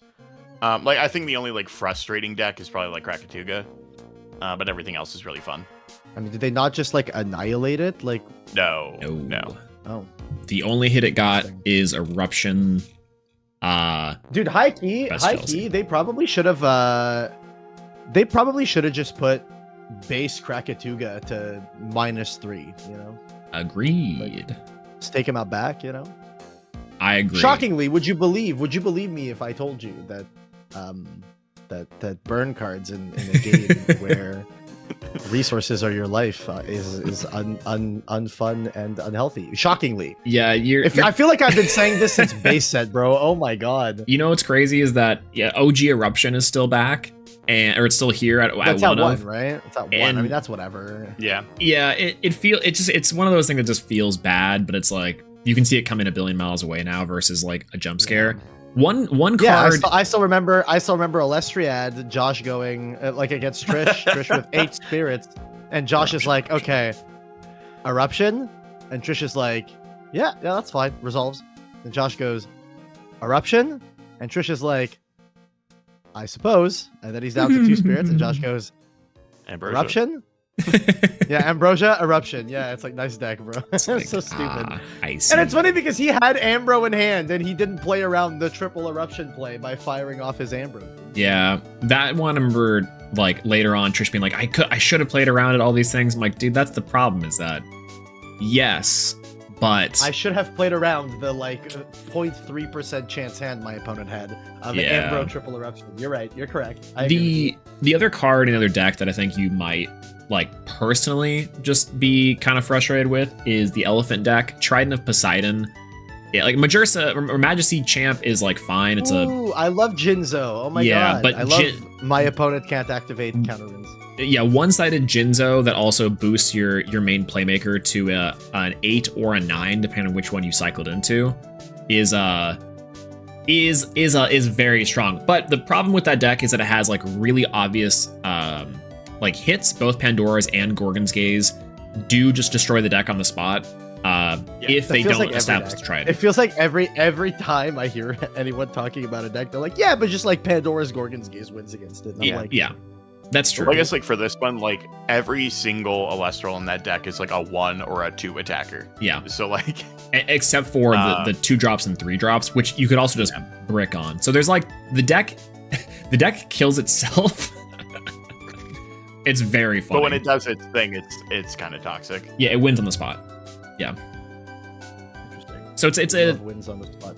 it's a fun deck to play. It's a cool deck to watch sometimes, but yeah, it's like if you don't draw the thing or see it fast enough, you probably are losing, odds are, but like yeah, it's still not great. You honestly don't need that many new cards to play in this format too. Like it would probably be good for you to know Moth and all those things, but realistically, I mean, you can play Bear. what I'm gonna Just play do Lunar. probably True. is I'll do the thing that I've done with every set in the last like 3 sets. I will just text Stella Christoph and go, hey bro, can you send me a playset of every card? Thank you. True. And shockingly, I give him money in exchange for that. I know that's crazy thought. So insane. So insane. Oh, I will say, Kevin, you'll like this a lot, but Lunar Earth aggro is so back. Ah! Okay, you got me. I'm in. I knew it. I knew it. I'm in. Lunar Earth. That's the best deck. Does it play Lumavale? Probably not, right? You can. Totally could. Yeah. You're saying the words I like. What the fuck? Yeah, exactly. I knew it. We got him. We got him. The crazy He's part back. is it probably should play it realistically. Dude. Okay, I might be so back. All right, I'll be down to cook with you guys, and I mean, I've always said it. If I can be presented with a deck that has reasonable chance to perform well, if played well and whatnot, and I find it enjoyable and having fun or whatever, like fucking I'll play. You know what I mean? That's the only reason I stopped playing is because I stopped having fun, and I'm just like, well, why am I gonna play a game if I'm not having fun? And so I stopped playing. But if I find some way to have fun with it, I'll gladly play again. You know. So You'll like Lunar in its modern iteration. my only question is, I think Lunar specifically because of Lunar Phase, Lunar Eclipse, because I do think that you specifically will have a problem with the counter runes, unless you're playing a deck with the mass removal of it. Gorgon's Shield. At Worlds, all of them. I did play. I played Lunar Aggro at Worlds, bro. Well, and yeah, oh, dude, like it was my Worlds experience was so fucking funny because every single game I played was insanely winnable, except for the fact that I did not take a single one of the games I played seriously and threw on multiple occasions. It was fantastic. I loved it. I was like, I love playing this game when I do not care at all. And then I played the giant card thing, and then I decided to care, and that's when I started to get upset because then I started to get sacked, and I was like, oh god, no, I need to not care. Caring is the misplay, bro. I need to not give a fuck. I need to not care. You cannot care. Care is the mind killer. Is crazy. Yeah. I think in this format specifically, they've shaved off a lot of the rough edges that have made it very frustrating. There's still a lot of stuff here that I think is to be eyed, but that's also like to be expected. I think in general, like the past couple of formats, I like Sunstrike format probably the best that we've ever had it. Like there's things that we can do, there's cool cards to play, there's stuff that we're actually doing versus just slapping down a 5 on the board. Like I really dislike that. So it's like all I want to do, man, all I want to do is normal summon Werepup and search out a Lunar Phase. That's all I want to do. And it's like the best play in this format. It's one of the best cards still in this game, period. So it's like hell yeah. It's good. I am happy they didn't touch that. Nick is in the chat. Nick, I have a ruling question, all right? If an Elestral is misenchanted, can it activate its effect and just have it be negated, or it just doesn't have an effect so it can't activate? I assume that it's the latter, and I'm going to be very it's sad. just a blank text box, It's the right? latter, yeah. Fuck, man. Because imagine you could do the craziest fucking play of all time. You have Lunar Phase, Full Moon Phase down, right? And you go, I normal cast Twilix with a Solar Spirit, trigger its effect, but it would be negated because it's misenchanted. And then they go chain Full Moon to properly enchant it and have it resolve. Oh, that would be hot, but you can't do that. Apparently. So you want to know the reason why I think that would still not work is in the time that it would activate its effect, it is under enchanted or misenchanted rather. So it still would not be able to resolve its effect, if that makes any sense. I think, yeah, not legal, unfortunately. Yeah, I think it's in the wider context. I think it's like, even if you were to allow effects like that. No, I think if you could activate its effect, by the time it resolves, it is properly enchanted, but we're just making up custom cards at this point. Yeah. That's gonna be kind of cool, though. I mean, yeah, sorry, what does Twilix do again? Twilix is the add and Twilix says if either player casts a card with the same name as a card that's in either grave, you get to add a Lumavale from deck to hand, and then if it receives a Solar Spirit, you get to ascend it into Lumavale from deck. That seems pretty fun. You could actually tech that into like a solar deck that's doing like the Nexus shenanigans. You could. I was, dude, when I designed those cards, legitimately, I was like, I want Circle the Sky to be played. Ooh, now you're cooking. I think that card's I think Circle the Sky is a good card. I think it always has been. I think the card is very underexplored. Like, legitimately, I think that is a good card. Agreed. 100% agree. Hell yeah. Yeah. All right, so I guess like rounding down the rest of this this ban list, what would you guys rate this ban list out of 10? I rated I have no opinion because I don't really play this game out of 10. Probably like an 8 or a 9. 6, 7. I'll give it a 9, 36 out of 10. Oh, because there's 36 cards. There's 36 cards on this list. Yeah. Can't Yeah. be a 10 because Madrid went to 1, so. Oh, yeah, true. Yeah, it's currently rated X of 10, but only one X of 10 because that's how many Josh needs. So I don't have my Majorsa no more. L. I need the X of 10. I don't need the. yeah, Justin's. No, I got rid of most of my. I think I got rid of like all of my high rarity stuff actually. Chat, here's the reality, right? You got to play fully non-foil deck. If your deck contains a foil card, then you're banned. Sorry. I don't think you want. Or Unfortunately, all full art. Unfortunately, or all full art. It's either or. Is probably true. Nope. Your deck needs to be min rarity. I've lived the max rarity life. I don't fuck with it. No more. Sorry. Min rarity I've is been pretty there, sweet. done that. Been there, done that. Min rarity. That's where it's at, dude. Honestly, Elestrals cards feel best when they're non-foil. Like, I've played a deck of all foil cards. The cards just don't feel the same in your hand as just a deck of all non-foils. It's the best. Unfortunately, Lifestream foils are the best foils because I've never had an issue with the Lifestream foils except for the fact they chip on the sides. That's the only issue I've had with them. And it's otherwise, though, they are great. How well does a live stream card cut a cookie? You know, it probably the cookie probably destroys the live stream card. Probably clears the live stream card. That's the issue. That cookie's getting cut, but it's like you take out the card and like half of it is gone. I still gotta do the every cookie stream, every cut stream. There we go.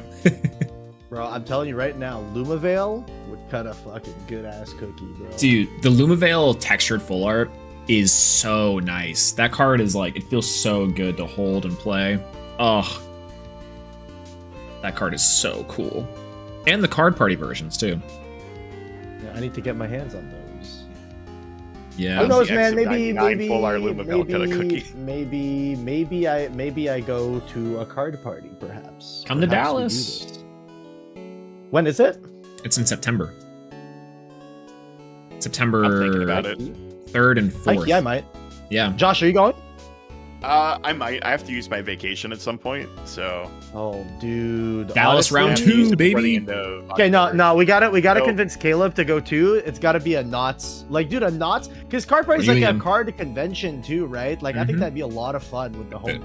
There's Pokemon there. There's stuff to do. They had cute little stuff around the convention. They had the trade night. It was pretty sweet. I love Pomamon. You had I'm a fan of Pomamon. event packs, which were really cool. They're exclusive to the IRL events. Hats there. You know, it's a big plus. Oh, I- Um, Big fan of Hat. Big fan of Hat. You know, chat, I gotta say, out of all the individuals that I've met through Elestrals, I think Hat is like top 3 at least. Hat's such a fantastic person. damn, which one of us is getting cut? Well, I didn't meet any of you guys through Elestrals. I knew. Actually, I think the only one of the three of It's me. the three of the other knots that I didn't really know much prior to Elestrals was you. Yeah. Yeah, Like specifically. I'd known Josh, Yeah. I'd known Caleb for a while and everything. It was specifically you that I met primarily through this game. Yeah. Dang, I'm getting cut for Hat. It was funny. I said Hat was top 3. You're also top 3, big dog. What do you mean? it is hilarious. I can't remember if I've told this story before, but legitimately the first time that I think you and I interacted on like Twitter in any sort of meaningful capacity was I get a Did DM. did I say some shit? No, you DM'd me and were like, "Yo, I heard you play Elestrals," and then like, and then you like sent me a Discord link, and I was like, "All right, this bet." That was it. It was, and it was like it was like a year after the sponsorship or something. It was like a couple months after like the Kickstarter. It was really funny. Well, the big thing is that at first I hella no life to this game. Like me, Oh my Caleb, Josh, like a bunch of us, we would play for hours and hours and hours every day. And we were just like, who else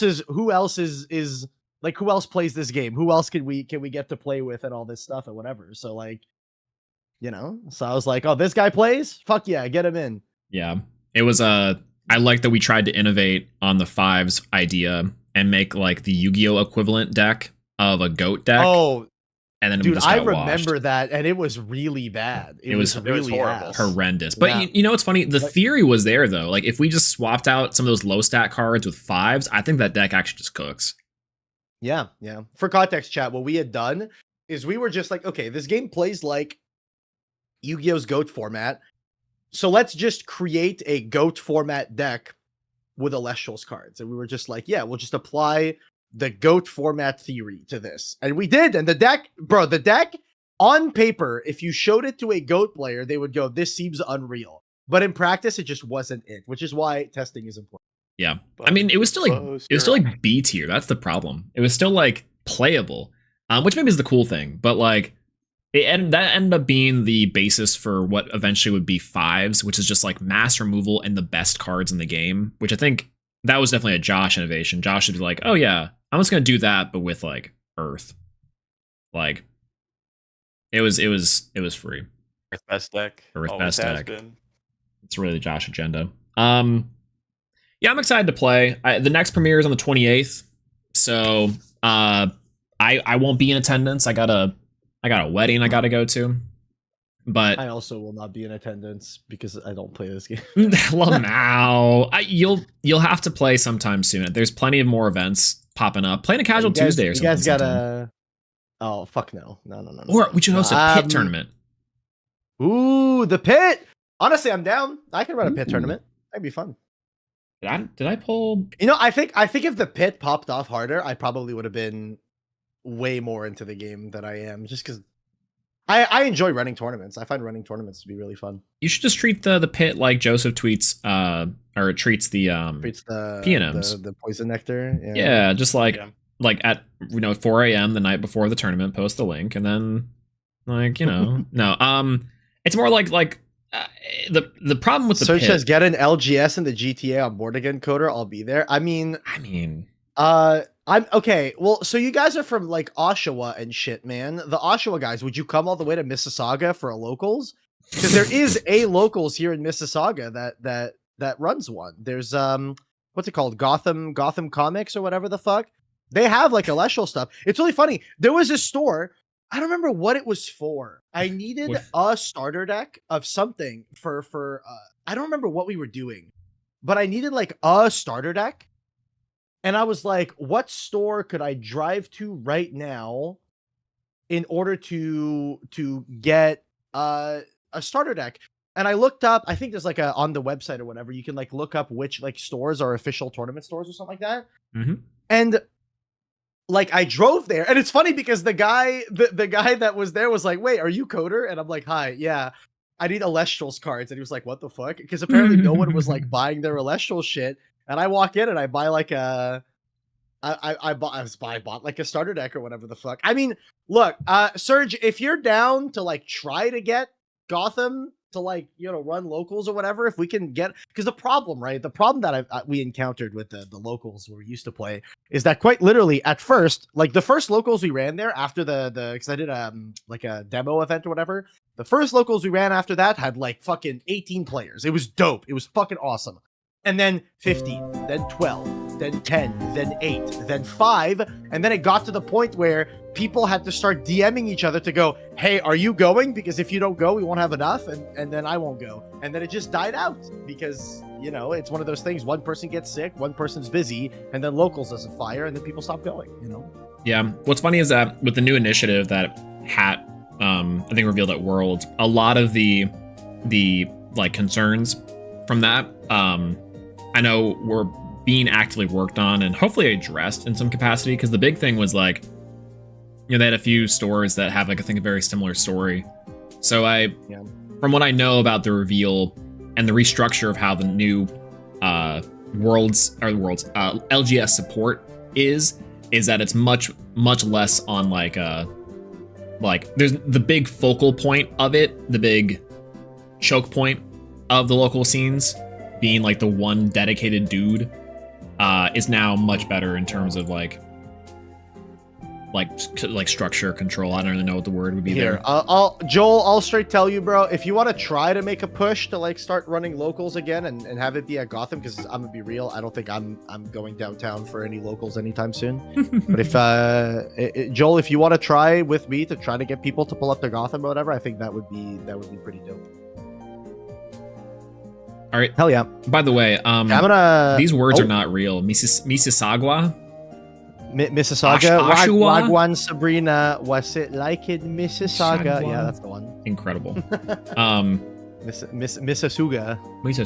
All right, I think that's everything from us too. I think we're rounding out the stream. Ban list, cool. Yeah, I have to hop off because I'm going to go live on my Twitch. Yeah. So I have to dip. Go for it. Thanks for hopping in. Promoting on my second channel. Let's go. All right. Peace out, y'all. Bye-bye, everyone. Goodbye, Bye-bye. goodbye. All right. What a nice young man. But yeah, I think that ban list cool. Ban list fun. Tomorrow as well, we'll be doing a live interview with Hat. Again, if you have any questions, comments, concerns, drop them on the Elestrals video, and we'll get to them. We'll talk about them. If you're going to be in chat as well, we'll try to be interacting with y'all on some capacity.